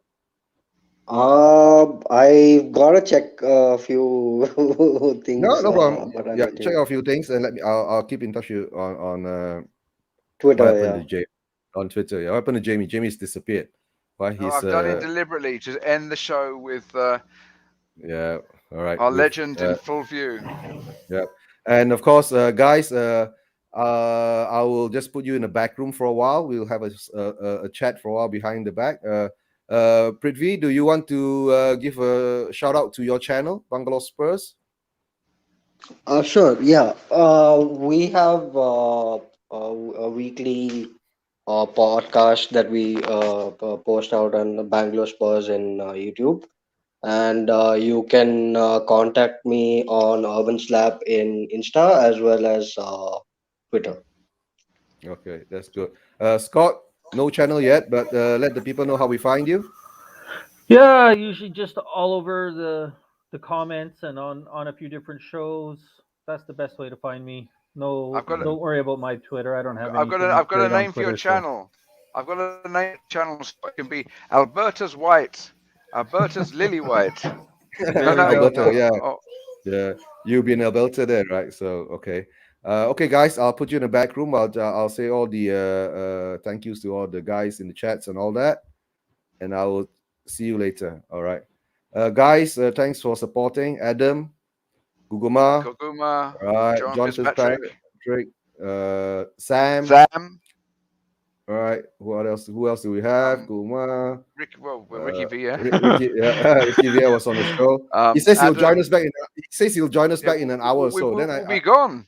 Yeah, we're gonna end the show too. Yeah. Okay, when Shane, Almighty Blues FC. Okay. Almighty Blues FC. Who else do we have? We have the one with all the X's somewhere. Reload XXXXX. Yeah, Thanks for Aaron, being Aaron on. Dub. Aaron, thanks for support. Mr. K. Mr. K, yes, Mr. K. Ingwa. Yep, Inghua. Yep. To tell the truth, Inghua is a Malaysian based in UK. That's why he said, "Oh, he's maybe permanently there." You should get him on the. Yeah, I've been talking to him. I'll keep in touch with him. But he's going to the stadium today, right? Inghua, right? And who else do we have? I think we've covered it. Covered it. All right, guys. Thank you for joining the show. And of course, RIP to Sir Jimmy Graves, right? Condolences to his family, right? And let's hope that the boys today perform, right, to your standard, Mr. Greaves, right? And let us beat Chelsea. Come on, you Spurs. Come on, you Spurs, and let's have a stand for Greaves and a statue outside the stadium. The Greaves end and a statue. Yes, that will get through to Levy. Levy is no statues on any of our legends out there. So let's hope he hears this, right? Okay, guys, the match is coming up soon. Positive to the players, positive to the manager, right? And it's still Levy out. Take care. Come on, you Spurs. Boys.